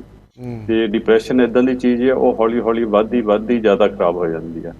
ਸੋ ਹਮੇਸ਼ਾ ਆਪਣਾ ਖਿਆਲ ਰੱਖਣਾ ਚਾਹੀਦਾ, ਆਪਣਾ ਰੂਟੀਨ ਖਰਾਬ ਨਾ ਕਰੋ, ਤੇ ਆਪਣਾ ਖਿਆਲ ਰੱਖੋ, ਆਪਣੇ ਖੁਰਾਕ ਸੋਹਣੀ ਖਾਓ, ਫਿਰ ਵੀ ਆਪਣਾ ਕੱਪੜੇ ਫਿਰ ਵੀ ਸੋਹਣੇ ਪਹਿਨੋ, ਤੇ ਇਦਾਂ ਦੇ ਆਪਣੇ ਆਪ ਨੂੰ ਨਿਗਲੈਕਟ ਕਰਨ ਦੀ ਲੋੜ ਨਹੀਂ ਹੈਗੀ। ਭਾਜੀ ਬੜਾ ਇੰਪੋਰਟੈਂਟ ਹੈ ਓਨੈਸਟਲੀ। ਮੈਂ ਬਾਰ-ਬਾਰ ਕਹਿੰਦਾ ਨਾ ਕਿ ਜਦੋਂ ਤੁਸੀਂ ਉੱਠ ਕੇ ਸਿੱਧਾ ਤੁਸੀਂ ਬਾਥਰੂਮ ਜਾਂਦੇ ਹੋ, ਆਪਣਾ ਬਰਸ਼ ਵਗੈਰਾ ਕਰਕੇ ਆਪਣਾ ਸ਼ਾਵਰ ਵਗੈਰਾ ਲੈਂਦੇ ਹੋ, ਤਿਆਰ ਹੁੰਦੇ ਨਾ, ਇੱਕ ਜਿਸਮ ਇੱਦਾਂ ਦੀ ਚੀਜ਼ ਆ, ਜਦੋਂ ਤੁਸੀਂ ਉਦੋਂ ਸ਼ਾਵਰ ਲੈਂਦੇ ਹੋ ਤੁਸੀਂ ਇਮੀਡੀਏਟਲੀ ਬੈਟਰ ਐਕਟਿਵ ਫੀਲ ਕਰਨਾ ਸ਼ੁਰੂ ਕਰ ਦਿੰਦੇ ਹੋ। ਅਗਰ ਤੁਸੀਂ ਉੱਠ ਕੇ ਸਿੱਧਾ ਥੱਲੇ ਚਲੇ ਗਏ, ਬ੍ਰੇਕਫਾਸਟ ਖਾ ਲਈ, ਸੈਟੀ 'ਤੇ ਬੈਠ ਕੇ, ਡਾਕਟਰ ਸਾਹਿਬ ਉਹ ਤਾਂ ਵੀ ਤੁਸੀਂ ਥੱਲੇ ਜਾਈ, ਇਮਿਊਨ ਸਿਸਟਮ ਵੀਕ ਹੋ ਗਿਆ। ਜਿੱਦਾਂ ਉਹਨਾਂ ਦਾ ਆਪਣੇ ਭਾਈ ਸਾਹਿਬ ਦਾ ਫੋਨ ਆਇਆ ਸੀਗਾ ਕਿ ਮੈਂ ਹੁਣ ਬੜਾ ਟਾਇਰਡ ਫੀਲ ਕਰਦਾ, ਕਿਉਂਕਿ ਅਸੀਂ ਕੁਝ ਕੰਮ ਕਰਦੇ ਨਹੀਂ, ਸਾਰਾ ਦਿਨ ਖਾ ਲਿਆ ਬੈਠ ਲਏ। ਇਹ ਲਾਈਫ ਹੋ ਗਈ ਲਾਸਟ ਹੁਣ ਸਾਲ ਹੋ ਗਿਆ ਆਲਮੋਸਟ। ਹਾਂਜੀ ਅਨਫੋਰਚੂਨੇਟਲੀ ਇਦਾਂ ਬੋਡੀ ਥੋੜੀ ਜਿਹੀ ਲੇਜ਼ੀ ਹੋ ਜਾਂਦੀ ਫਿਰ, ਤੇ ਜਿੰਨੀ ਤੁਸੀਂ ਐਕਸਰਸਾਈਜ਼ ਜ਼ਿਆਦਾ ਕਰੂੰਗਾ ਉਨੀ ਬੋਡੀ ਐਕਟੀਵੇਟ ਰਹਿੰਦੀ, ਉਨੀ ਫਿਟ ਰਹਿੰਦੀ ਆ, ਤੇ ਵਿਟਾਮਿਨਸ ਮਿਨਰਲਸ ਚੁੱਕਦੀ ਆ। ਤੇ ਜੇ ਤੁਹਾਡਾ ਬਿਲਕੁਲ ਤੁਸੀਂ ਕੋਈ ਐਕਸਰਸਾਈਜ਼ ਨਹੀਂ ਕਰਦੇ ਹੈਗੇ ਤੇ ਸਾਰਾ ਦਿਨ ਬੈਠੇ ਹੀ ਰਹਿੰਦੇ ਟੀਵੀ ਦੇ ਮੂਹਰੇ, ਤੇ ਫਿਰ ਬੋਡੀ ਥੋੜੀ ਡੈਮੇਜ ਹੋਣ ਲੱਗ ਪੈਂਦੀ ਆ, ਕਿਉਂਕਿ ਐਕਸਰਸਾਈਜ਼ ਦੇ ਨਾਲ ਜਦੋਂ ਤੁਹਾਡੀ ਲੱਤਾਂ ਪੈਰਾਂ ਚੱਲਦੀਆਂ ਰਹਿੰਦੀਆਂ ਹਨਾ, ਤਾਂ ਤੁਹਾਡੇ ਜਿਹੜੇ ਟੌਕਸਿਨਸ ਆ ਉਹ ਬੋਡੀ ਵਿੱਚੋਂ ਨਿਕਲਦੇ ਰਹਿੰਦੇ ਆ। ਹਾਂਜੀ ਤੇ ਜੇ ਤੁਸੀਂ ਤੁਹਾਡੇ ਬੋਡੀਲੀ ਸਿਸਟਮਸ ਜਿਹੜੇ ਆ ਉਹ ਸਲੋ ਹੋ ਜਾਂਦੇ ਆ, ਫਿਰ ਟੌਕਸਿਨਸ ਨਿਕਲਦੇ ਨਹੀਂ ਸਰੀਰ ਚੋਂ। ਡਾਕਟਰ ਸਾਹਿਬ ਇੱਕ ਜ਼ਰੂਰ ਹੈਗਾ ਮੇਰੇ ਅਤੇ ਫਰੈਂਡ ਸਰਕਲ ਦੇ ਵਿੱਚ ਪਤਾ ਲੱਗਦਾ ਕਿਉਂਕਿ ਲੋਕਾਂ ਨੇ ਪ੍ਰੋਗਰਾਮ ਦੇਖ ਕੇ ਜਾਂ ਆਪਣਾ ਸਟੱਡੀ ਕਰਕੇ ਆਪਣੇ ਵਿਟਾਮਿਨ ਸੀ ਨੂੰ ਪ੍ਰੋਪਰ ਕੰਟਰੋਲ ਕਰਕੇ ਰੱਖਦੇ ਨੇ ਐਂਡ ਉਹਨਾਂ ਦੀ ਸਟੇਟਮੈਂਟ ਹੈਗੀ they feeling lot better. Vitamin C is not like a medication ਨਹੀਂ ਹੈਗੀ, ਇਟਸ ਅ ਸਪਲੀਮੈਂਟ ਹੈਗਾ ਜੋ ਕਿ ਤੁਹਾਨੂੰ ਹੈਲਥ ਸ਼ਾਪ ਤੇ ਸਾਰੇ ਪਾਸੇ ਮਿਲ ਜਾਂਦਾ ਹੈਗਾ। ਹਮੇਸ਼ਾ ਮੈਂ ਫਿਰ ਰਿਪੀਟ ਕਰਾਂਗਾ, ਪਲੀਜ਼ ਆਪਣੇ ਜੀਪੀ ਨੂੰ ਪੁੱਛ ਕੇ ਦਿਖਾ ਕੇ ਕਿ ਮੈਂ ਖਾਣਾ ਸ਼ੁਰੂ ਕਰਨਾ, ਇਹਦਾ ਕੋਈ ਨੁਕਸਾਨ ਹੈਗਾ, ਕਿੰਨਾ ਖਾ ਸਕਦਾ, ਕਿੰਨੇ ਡੋਜ਼ ਮੈਂ ਰੋਜ਼ ਲੈ ਸਕਦਾ। ਪਰ ਡਾਕਟਰ ਸਾਹਿਬ ਇਹਦਾ ਕੋਈ ਚਾਂਸ ਤਾਂ ਨਹੀਂ ਹੈਗਾ ਕਿ ਜੇ ਤੁਸੀਂ 3 ਦਫਾ ਦਿਨ 'ਚ ਲੈਂਦੇ ਹੋ ਕਿ ਬਹੁਤ ਐਕਸੈਸਿਵ ਹੋ ਗਿਆ ਤੁਹਾਡੀ ਬੋਡੀ 'ਚ, ਉਹਦਾ ਕੋਈ ਨੁਕਸਾਨ ਤਾਂ ਨਹੀਂ ਹੈ? ਨਹੀਂ ਭਾਜੀ, ਅਸੀਂ ਦੇਖਿਆ ਕੋਈ ਨੁਕਸਾਨ ਕਦੇ ਨਹੀਂ ਇਹਦਾ ਹੋਇਆ, ਤੇ ਕਦੇ ਕੋਈ ਬੁਰਾ ਰਿਜ਼ਲਟ ਨਹੀਂ ਵਿਟਾਮਿਨ ਸੀ ਦਾ ਆਇਆ ਭਾਜੀ। ਤੇ ਹੁਣ ਜਿਹੜੇ ਲੋਕੀ ਹੈਗੀ ਆ ਜਿਹੜੇ ਸ਼ਰਾਬ ਪੀਂਦੇ ਆ, ਹਾਂਜੀ, ਜਾਂ ਬਹੁਤ ਸਟ੍ਰੈਸਫੁਲ ਜੌਬ ਆ ਉਹਨਾਂ ਦੀ, ਜਾਂ ਸਿਗਰਟ ਪੀਂਦੇ ਆ, ਉਹਨਾਂ ਦੀ ਵਿਟਾਮਿਨ ਸੀ ਬੋਡੀ ਵਿੱਚ ਬਹੁਤ ਹੀ ਕਮ ਹੋ ਜਾਂਦੀ ਆ, ਕਰਕੇ ਉਹ ਚੀਜ਼ਾਂ ਪ੍ਰੋਸੈਸ ਕਰਨ ਲਈ ਤੁਹਾਡੀ ਬੋਡੀ ਵਿਟਾਮਿਨ ਸੀ ਚਾਹੀਦੀ ਆ, ਹਾਂਜੀ, ਉਹ ਯੂਜ਼ ਅਪ ਹੋ ਜਾਂਦੀ ਆ ਤੇ ਉਹਨਾਂ ਦੀ ਵਿਟਾਮਿਨ ਸੀ ਬਹੁਤ ਘਾਟ ਹੋ ਜਾਂਦੀ ਹੈ। ਤੇ ਤੁਹਾਨੂੰ ਪਤਾ ਹੀ ਵੀ ਇਦਾਂ ਦੇ ਲੋਕਾਂ ਦੇ ਬਿਮਾਰੀਆਂ ਜ਼ਿਆਦਾ ਪੈਦਾ ਹੁੰਦੀਆਂ ਜੀ। ਸੋ ਜਿਹੜਾ ਟੌਕਸਿਨਸ ਆ ਤੁਹਾਡਾ ਲਿਵਰ ਪ੍ਰੋਸੈਸ ਕਰਦਾ ਹੈ ਤੇ ਉਹ ਪ੍ਰੋਸੈਸ ਕਰਕੇ ਬਾਹਰ ਬੋਡੀ ਚੋਂ ਕੱਢਦਾ ਹੈ। ਉਹ ਇਹ ਫੰਕਸ਼ਨ ਕਰਨ ਲਈ ਵਿਟਾਮਿਨ ਸੀ ਦੀ ਲੋੜ ਉੱਥੇ ਪੈਂਦੀ ਹੈ, ਹਾਂਜੀ। ਸੋ ਜਿਹੜੇ ਵੀ ਇਦਾਂ ਦੀਆਂ ਚੀਜ਼ਾਂ ਵਰਤਦੇ ਉਹਨਾਂ ਨੂੰ ਵਿਟਾਮਿਨ ਸੀ ਸਮਝ ਕੇ ਜ਼ਿਆਦਾ ਲੈਣੀ ਚਾਹੀਦੀ ਹੈ, ਬਿਲਕੁਲ, ਕਿਉਂਕਿ ਬਹੁਤ ਜਲਦੀ ਕੰਮ ਹੋ ਜਾਂਦੀ ਹੈ। ਤੇ ਜਿਹੜੇ ਦਵਾਈਆਂ ਵੀ ਆਪਾਂ ਖਾਂਦੇ ਹਾਂ ਨਾ, ਜੀਪੀ ਨੇ ਪ੍ਰਿਸਕ੍ਰਾਈਬ ਕੀਤੀਆਂ ਐਲੋਪੈਥਿਕ ਦਵਾਈਆਂ, ਉਹ ਵੀ ਲਿਵਰ ਨੂੰ ਪ੍ਰੋਸੈਸ ਕਰਨੀਆਂ ਪੈਂਦੀਆਂ, ਹਾਂਜੀ, ਉਹਨੂੰ ਬ੍ਰੇਕ ਡਾਊਨ ਕਰਕੇ ਫਿਰ ਸਰੀਰ ਵਿੱਚੋਂ ਬਾਹਰ ਕੱਢਣਾ ਪੈਂਦਾ। ਤੇ ਇੱਥੇ ਵੀ ਵਿਟਾਮਿਨ ਸੀ ਦੀ ਲੋੜ ਪੈਂਦੀ ਆ, ਹਾਂਜੀ। ਤੇ ਤੁਹਾਨੂੰ ਪਤਾ ਹੈ ਕਿ ਜਿਹੜੇ ਬੱਚੇ ਹੁੰਦੇ ਉਹਨਾਂ ਦਾ ਬਹੁਤ ਘੱਟ ਡੋਜ਼ ਦੇਣਾ ਪੈਂਦਾ ਹੈ, ਕਿਉਂਕਿ ਉਹਨਾਂ ਦਾ ਪਾਵਰ ਲਿਵਰ ਦਾ ਇੰਨਾ ਨਹੀਂ ਹੁੰਦਾ ਬੱਚਿਆਂ ਦਾ। ਤੇ ਇਸੇ ਤਰ੍ਹਾਂ ਜਿਹੜੇ ਬਹੁਤ ਜ਼ਿਆਦਾ ਸਿਆਣੇ ਹੋ ਜਾਂਦੇ ਆ ਉਹਨਾਂ ਦੇ ਵੀ ਲਿਵਰ ਦਾ ਫੰਕਸ਼ਨ ਘਟ ਜਾਂਦਾ ਹੈ ਤੇ ਉਹ ਵੀ ਦਵਾਈਆਂ ਨੂੰ ਪ੍ਰੋਸੈਸ ਨਹੀਂ ਕਰ ਸਕਦੇ, ਉਹਨਾਂ ਦੀ ਵੀ ਫਿਰ ਕਈ ਵਾਰੀ ਡੋਜ਼ ਜਿਹੜੀ ਹੁੰਦੀ ਹੈ ਐਲੋਪੈਥਿਕ ਦਵਾਈ ਦੀ ਉਹਨਾਂ ਨੂੰ ਘਟਾਉਣੀ ਪੈਂਦੀ ਹੈ। ਸੋ ਇਸ ਕਰਕੇ ਤੁਹਾਡੀਆਂ ਦਵਾਈਆਂ ਮੈਟਾਬੋਲਾਈਜ਼ ਕਰਨ ਲਈ ਉਹਦੇ ਵੀ ਵਿਟਾਮਿਨ ਸੀ ਦੀ ਲੋੜ ਹੈਗੀ ਜੀ। ਡਾਕਟਰ ਸਾਹਿਬ ਜਿਹਨੂੰ ਦੇਖੋ, ਜੇ ਮੈਂ ਹੁਣ ਗੱਲ ਥੋੜੀ ਸਾਈਡ ਤੇ ਲੈ ਕੇ ਜਾਵਾਂ, ਕੋਈ ਮਸ਼ੀਨਰੀ ਹੈਗੀ ਆ ਕਨਵੇਅਰ ਬੈਲਟ ਪ੍ਰੋਡਕਸ਼ਨ ਲਾਈਨ ਦੀ, ਉਹ 6 ਮਹੀਨੇ ਬੰਦ ਰਵੇ, ਉਹ ਜਦੋਂ ਤੁਸੀਂ ਦੁਬਾਰਾ ਸ਼ੁਰੂ ਕਰੋਗੇ ਉਸ ਤਰ੍ਹਾਂ ਨਹੀਂ ਚੱਲੇਗੀ ਜਦ ਤੱਕ ਤੁਸੀਂ ਉਹਨੂੰ ਮੁਰੰਮਤ ਨਹੀਂ ਕਰਦੇ। ਤੁਸੀਂ ਕਾਰ ਲੈ ਲਓ, ਤੁਸੀਂ 6 ਮਹੀਨੇ ਪੱਥਰਾਂ ਤੇ ਖੜੀ ਕਰ ਦਿਓ, ਉਹ ਵਾਪਸ ਸਟਾਰਟ ਕਰੋਗੇ, ਅੰਦਰ ਰਸਟ ਲੱਗ ਜਾਂਦਾ, ਉਹ ਉਸ ਤਰ੍ਹਾਂ ਨਹੀਂ ਚੱਲੇਗੀ, ਉਹਨੂੰ ਕੁਝ ਕਰਨਾ ਪਏਗਾ ਤਾਂ ਤੁਸੀਂ ਕਰੋਗੇ। ਤੇ ਇੱਦਾਂ ਦੀ ਚੀਜ਼ਾਂ, ਬੋਡੀ ਸੇਮ ਚੀਜ਼ ਹੈਗੀ ਹੈ, ਇੱਕ ਮਸ਼ੀਨਰੀ ਹੈ, ਇਹ ਖੜੀ ਹੋ ਜਾਏਗੀ ਤੇ ਇਹਨੂੰ ਰਸਟ ਲੱਗਣਾ ਸ਼ੁਰੂ ਹੋ ਜਾਏਗਾ। ਨਾਟ ਇਨ ਅ ਰੀਅਲ ਸੈਂਸ ਕਿ ਰਸਟ, ਤੁਸੀਂ ਟਾਇਰਡ ਫੀਲ ਕਰੋਗੇ, ਤੁਸੀਂ ਫਟੀਗ ਫੀਲ ਕਰੋਗੇ, ਇੱਦਾਂ ਦੀ ਗੱਲਾਂ ਹੁੰਦੀਆਂ। ਡਾਕਟਰ ਸਾਹਿਬ ਇੱਕ ਬੋਡੀ ਮਸ਼ੀਨਰੀ ਵਰਗੀ ਬਿਲਕੁਲ ਹੈਗੀ ਹੈ, ਇਹ ਬੜੀ ਕਮਾਲ ਦੀ ਚੀਜ਼ ਹੈ। ਜਦੋਂ ਤੁਸੀਂ ਹੁਣ ਤੁਹਾਡੇ ਜਿਸਮ ਨੇ ਫੀਲ ਕੀਤਾ ਕਿ ਮੈਨੂੰ 2-2.5 ਸਾਲ ਹੋ ਗਏ, ਮੇਰੀ ਬੋਡੀ ਕਹਿੰਦੀ ਤੂੰ ਨਾ ਹੁਣ ਆਰਾਮ ਕਰ, ਤੂੰ ਟੋਟਲੀ ਸਵਿਚ ਆਫ ਹੋ ਕੇ ਹੌਲੀਡੇ ਤੇ ਜਾ। ਜਦੋਂ ਤੁਹਾਡੀ ਬੋਡੀ ਤੁਹਾਨੂੰ ਦੱਸਦੀ ਹੈ ਕਿ ਤੁਹਾਨੂੰ ਕੀ ਕਰਨਾ ਚਾਹੀਦਾ, ਪਰ ਅਸੀਂ ਇਗਨੋਰ ਕਰਦੇ ਉਹਨੂੰ। ਹਾਂਜੀ, ਇਹੀ ਸਾਡਾ ਪ੍ਰੋਬਲਮ ਹੈ, ਅਸੀਂ ਓਵਰਰਾਈਡ ਕਰ ਦਈਦਾ ਤੇ ਬੋਡੀ ਤਾਂ ਦੱਸ ਦਿੰਦੀ ਹੈ ਵੀ ਕੋਈ ਪ੍ਰੋਬਲਮ ਹੈਗਾ ਹੈ, ਵੀ ਤੁਸੀਂ ਰੈਸਟ ਕਰੋ ਜਾਂ ਹੈ ਕੋਈ ਹੌਲੀਡੇ ਕਰੋ, ਪਰ ਅਸੀਂ ਮੰਨਦੇ ਨਹੀਂ ਹੈਗੇ ਨਾ, ਅਸੀਂ ਓਵਰਰਾਈਡ ਕਰ ਦਈਦਾ ਆ ਤੇ ਕੰਮੇ ਕਰੀ ਜਾਈਦਾ, ਕੰਮੇ ਕਰੀ ਜਾਈਦੇ। ਇਹ ਤੇ ਅਸੀਂ ਸਾਰੇ ਐਕਚੁਅਲੀ ਗਿਲਟੀ ਹੈਗੇ ਆ, ਇਨਕਲੂਡਿੰਗ ਮਾਈ ਸੈਲਫ, ਹਾਂਜੀ। ਤੇ ਤੇ ਪਰ ਕਰਨਾ ਚਾਹੀਦੀ ਰੈਸਟ, ਬਿਲਕੁਲ ਬੋਡੀ ਨੂੰ ਰੈਸਟ ਦੇਣ ਦੀ ਲੋੜ ਹੈਗੀ ਆ। ਤੁਹਾਨੂੰ ਪਤਾ ਹੀ ਆ ਵੀ ਵੀਕਐਂਡ ਇਸੇ ਲਈ ਬਣਾਇਆ ਹੁੰਦਾ ਹੈ, ਸੰਡੇ ਖਾਸ ਕਰਕੇ, ਤੇ ਹਰੇਕ ਨੂੰ ਛੁੱਟੀ ਹੁੰਦੀ ਆ ਵੀ ਇੱਕ ਦਿਨ ਤੁਸੀਂ ਐਟਲੀਸਟ ਰੈਸਟ ਕਰੋ। ਪਰ ਅਨਫੋਰਚੂਨੇਟਲੀ ਕਈ ਵਾਰੀ ਅਸੀਂ ਇੰਨੇ ਕੰਮਾਂ ਵਿੱਚ ਬਿਜ਼ੀ ਹੋ ਜਾਈਦਾ, ਫਿਰ ਵੀ ਸਾਨੂੰ ਥੋੜ੍ਹਾ ਬਹੁਤਾ ਕੰਮ ਕਰਨਾ ਹੀ ਪੈਂਦਾ ਆ। ਤੇ ਪਰ ਇੱਦਾਂ ਹੈਗਾ ਵੀ ਤੁਸੀਂ 2-3 ਮਹੀਨਿਆਂ ਬਾਅਦ ਜ਼ਰੂਰ ਇੱਕ ਬ੍ਰੇਕ ਕਰੋ, ਤੇ ਇਹ ਜ਼ਰੂਰੀ ਆ। ਡਾਕਟਰ ਸਾਹਿਬ ਜਿਹੜੇ ਹੁਣ ਘਰ ਬੈਠੇ ਨੇ, ਵਲਨਰੇਬਲ ਲੋਕ ਹੈਗੇ ਨੇ, ਥੋੜੇ ਬਜ਼ੁਰਗ ਹੈਗੇ ਨੇ, ਬਹੁਤੀ ਐਕਟੀਵਿਟੀ ਨਹੀਂ ਹੈ ਅੰਦਰ ਬਾਹਰ ਜਾਣ ਦੀ, ਜਾਂ ਉਹਨਾਂ ਪਾਸ ਫੈਸਿਲਿਟੀ ਨਹੀਂ, ਜਾਂ ਕੁਝ ਵੀ ਹੋਏ ਰੀਜ਼ਨ, ਹੁਣ ਮੈਂ ਚਾਹਾਂਗਾ ਕਿ ਤੁਸੀਂ ਥੋੜੇ ਇੱਕ ਅੱਧੇ ਮਿੰਟ 'ਚ ਐਡਵਾਈਸ ਦੇਵੋ ਕਿ ਉਹ ਘਰ ਬੈਠ ਕੇ ਆਪਣੇ ਜੋ ਸਪਲੀਮੈਂਟ ਲੈਣੀਆਂ ਨੇ, ਜੋ ਮੈਡੀਸਿਨ ਲੈਣੀਆਂ ਨੇ, ਉਹਦੇ ਬਗੈਰ ਉਹ ਕਿੱਦਾਂ ਦੀ ਸੇਫ ਐਕਸਰਸਾਈਜ਼ ਕਰ ਸਕਦੇ ਨੇ ਤਾਂ ਕਿ ਉਹਨਾਂ ਦੀ ਸੇਫਟੀ ਦਾ ਵੀ ਖਿਆਲ ਰੱਖਿਆ ਜਾਵੇ। ਕਾਮਨ ਚੀਜ਼ ਕੀ ਕਰ ਸਕਦੇ ਨੇ ਬੈਠ ਕੇ ਤਾਂ ਕਿ ਥੋੜ੍ਹਾ ਬਹੁਤਾ ਉਹਨਾਂ ਦਾ ਜਿਸਮ ਚੱਲਣਾ ਸ਼ੁਰੂ ਹੋਵੇ?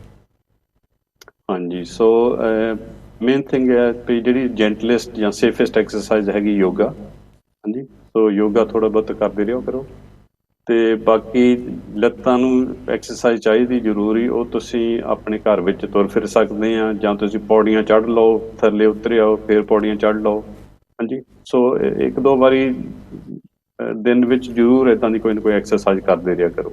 Best thing. ਤੇ ਜਾਂ ਤੁਸੀਂ ਜੇ ਬਾਹਾਂ ਦੀ ਐਕਸਰਸਾਈਜ਼ ਕਰਨੀ ਹੈ, ਤੁਸੀਂ ਥੋੜੇ ਜਿਹੇ weights ਰੱਖ ਲਓ ਜਾਂ ਕੋਈ ਚੀਜ਼ ਜਿਹੜੀ ਥੋੜੀ ਜਿਹੀ ਭਾਰੀ ਆ, ਤੇ ਉਹ ਬਹੁਤਾ ਜ਼ਿਆਦਾ ਭਾਰ ਨਹੀਂ ਚੁੱਕਣਾ ਇੱਕਦਮ, ਕਿਉਂਕਿ ਤੁਸੀਂ ਮਸਲਸ ਨੂੰ ਸਟ੍ਰੇਨ ਕਰ ਸਕਦੇ ਹੋ। ਪਰ ਤੁਸੀਂ ਥੋੜੇ ਥੋੜੇ ਭਾਰ ਚੁੱਕਣ ਦੀ ਕੋਸ਼ਿਸ਼ ਕਰੋ ਤੇ ਤੁਹਾਡੇ ਜਿਹੜੇ ਬਾਹਾਂ ਦੇ ਮਸਲ ਆ ਉਹ ਵੀ ਚੱਲਦੇ ਰਹਿਣ।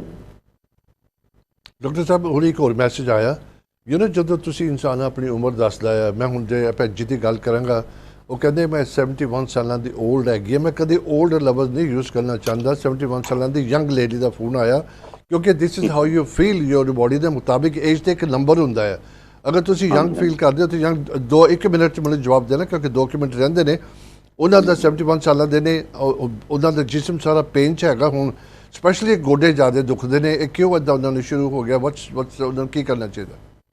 ਹਾਂਜੀ, ਸੋ ਇੱਦਾਂ ਹੈਗਾ ਵੀ ਜਦੋਂ ਤੁਸੀਂ ਓਲਡ ਏਜ ਵਿੱਚ ਆ ਜਾਂਦੇ ਆ ਤੇ ਤੁਹਾਡੇ ਜਿਹੜੇ ਵਿਟਾਮਿਨ ਸੀ ਦੀ ਘਾਟ ਹੋ ਜਾਂਦੀ ਜਾਂ ਮਿਨਰਲਸ ਦੀ ਹੋ ਜਾਂਦੀ ਘਾਟ, ਤੇ ਜਿਹੜਾ ਕਾਰਟਲੇਜ ਹੁੰਦਾ ਜੋੜਾਂ ਦੇ ਵਿਚਾਲੇ, ਉਹ ਕੁਸ਼ਨ ਕਰਦਾ ਜੁਆਇੰਟਸ ਨੂੰ, ਤੇ ਉਹ ਕਾਰਟਲੇਜ ਜਿਹੜਾ ਉਹ ਵੀ ਕੰਮ ਹੋਣ ਲੱਗ ਪੈਂਦਾ ਆ। ਤੇ ਇਸ ਕਰਕੇ ਫਿਰ ਤੁਹਾਡੇ ਜਿਹੜੀਆਂ ਹੱਡੀਆਂ ਇੱਕ ਦੂਏ ਦੇ ਨਾਲ ਲੱਗ ਕੇ ਉੱਥੇ ਦਰਦ ਪੈਦਾ ਹੋ ਜਾਂਦਾ। ਤੇ ਇਹ ਕਾਰਟਲੇਜ ਬਿਲਡ ਕਰਨ ਲਈ ਵੀ ਵਿਟਾਮਿਨ ਸੀ ਦੀ ਲੋੜ ਹੈਗੀ ਆ। ਸੋ ਵਿਟਾਮਿਨ ਸੀ ਜ਼ਰੂਰ ਆਪਣੀ ਸਪਲੀਮੈਂਟ ਕਰਨ। ਡਾਕਟਰ ਸਾਹਿਬ ਟਾਈਮ ਬੜਾ ਥੋੜਾ ਰਹਿ ਗਿਆ। ਬਹੁਤ ਚੰਗੀ ਗੱਲ ਜਿੱਦਾਂ ਦੱਸਿਆ ਕਿ ਡਾਕਟਰ ਸਾਹਿਬ ਜਦੋਂ ਡਾਕਟਰ ਸਾਹਿਬ ਕਹਿੰਦੇ ਕਿ ਜਦੋਂ ਤੁਸੀਂ ਓਲਡ ਹੋ ਜਾਂਦੇ ਹੋ, ਡਾਕਟਰ ਸਾਹਿਬ ਇਹ ਲਫ਼ਜ਼ ਤਾਂ ਮੈਂ ਬਿਲਕੁਲ ਡਿਨਾਈ ਕਰਦਾ, ਮੈਂ ਲਾਈਕ ਨਹੀਂ ਕਰਦਾ, ਮੇਰੀ ਡਿਕਸ਼ਨਰੀ 'ਚ ਲਫ਼ਜ਼ ਹੋਣਾ ਨਹੀਂ ਚਾਹੀਦਾ, ਤੇ ਇਸੇ ਕਰਕੇ ਭਾਜੀ ਤੁਸੀਂ ਯੰਗ ਲੁਕਿੰਗ ਆ ਹੈ। ਐਸੇ ਕਰਕੇ ਤਾਂ ਤੁਹਾਡੀ ਸ਼ਕਲ ਯੰਗ ਲੁਕਿੰਗ ਆ। ਨਹੀਂ ਪਤਾ ਕੀ ਭਾਜੀ, ਓਨੈਸਟਲੀ ਤੁਸੀਂ ਆਪਣੇ ਆਪ ਨੂੰ ਕਦੀ ਨਾ ਕਹੋ ਕਿ ਮੈਂ ਇਹ ਹੋ ਗਿਆ, ਮੈਂ ਉਹ ਹੋ ਗਿਆ, ਕਿਉਂਕਿ ਉਮਰ ਕਿੰਨੀ ਵੀ, ਉਮਰ ਤਾਂ ਇੱਕ ਨੰਬਰ ਹੁੰਦਾ ਹੈ।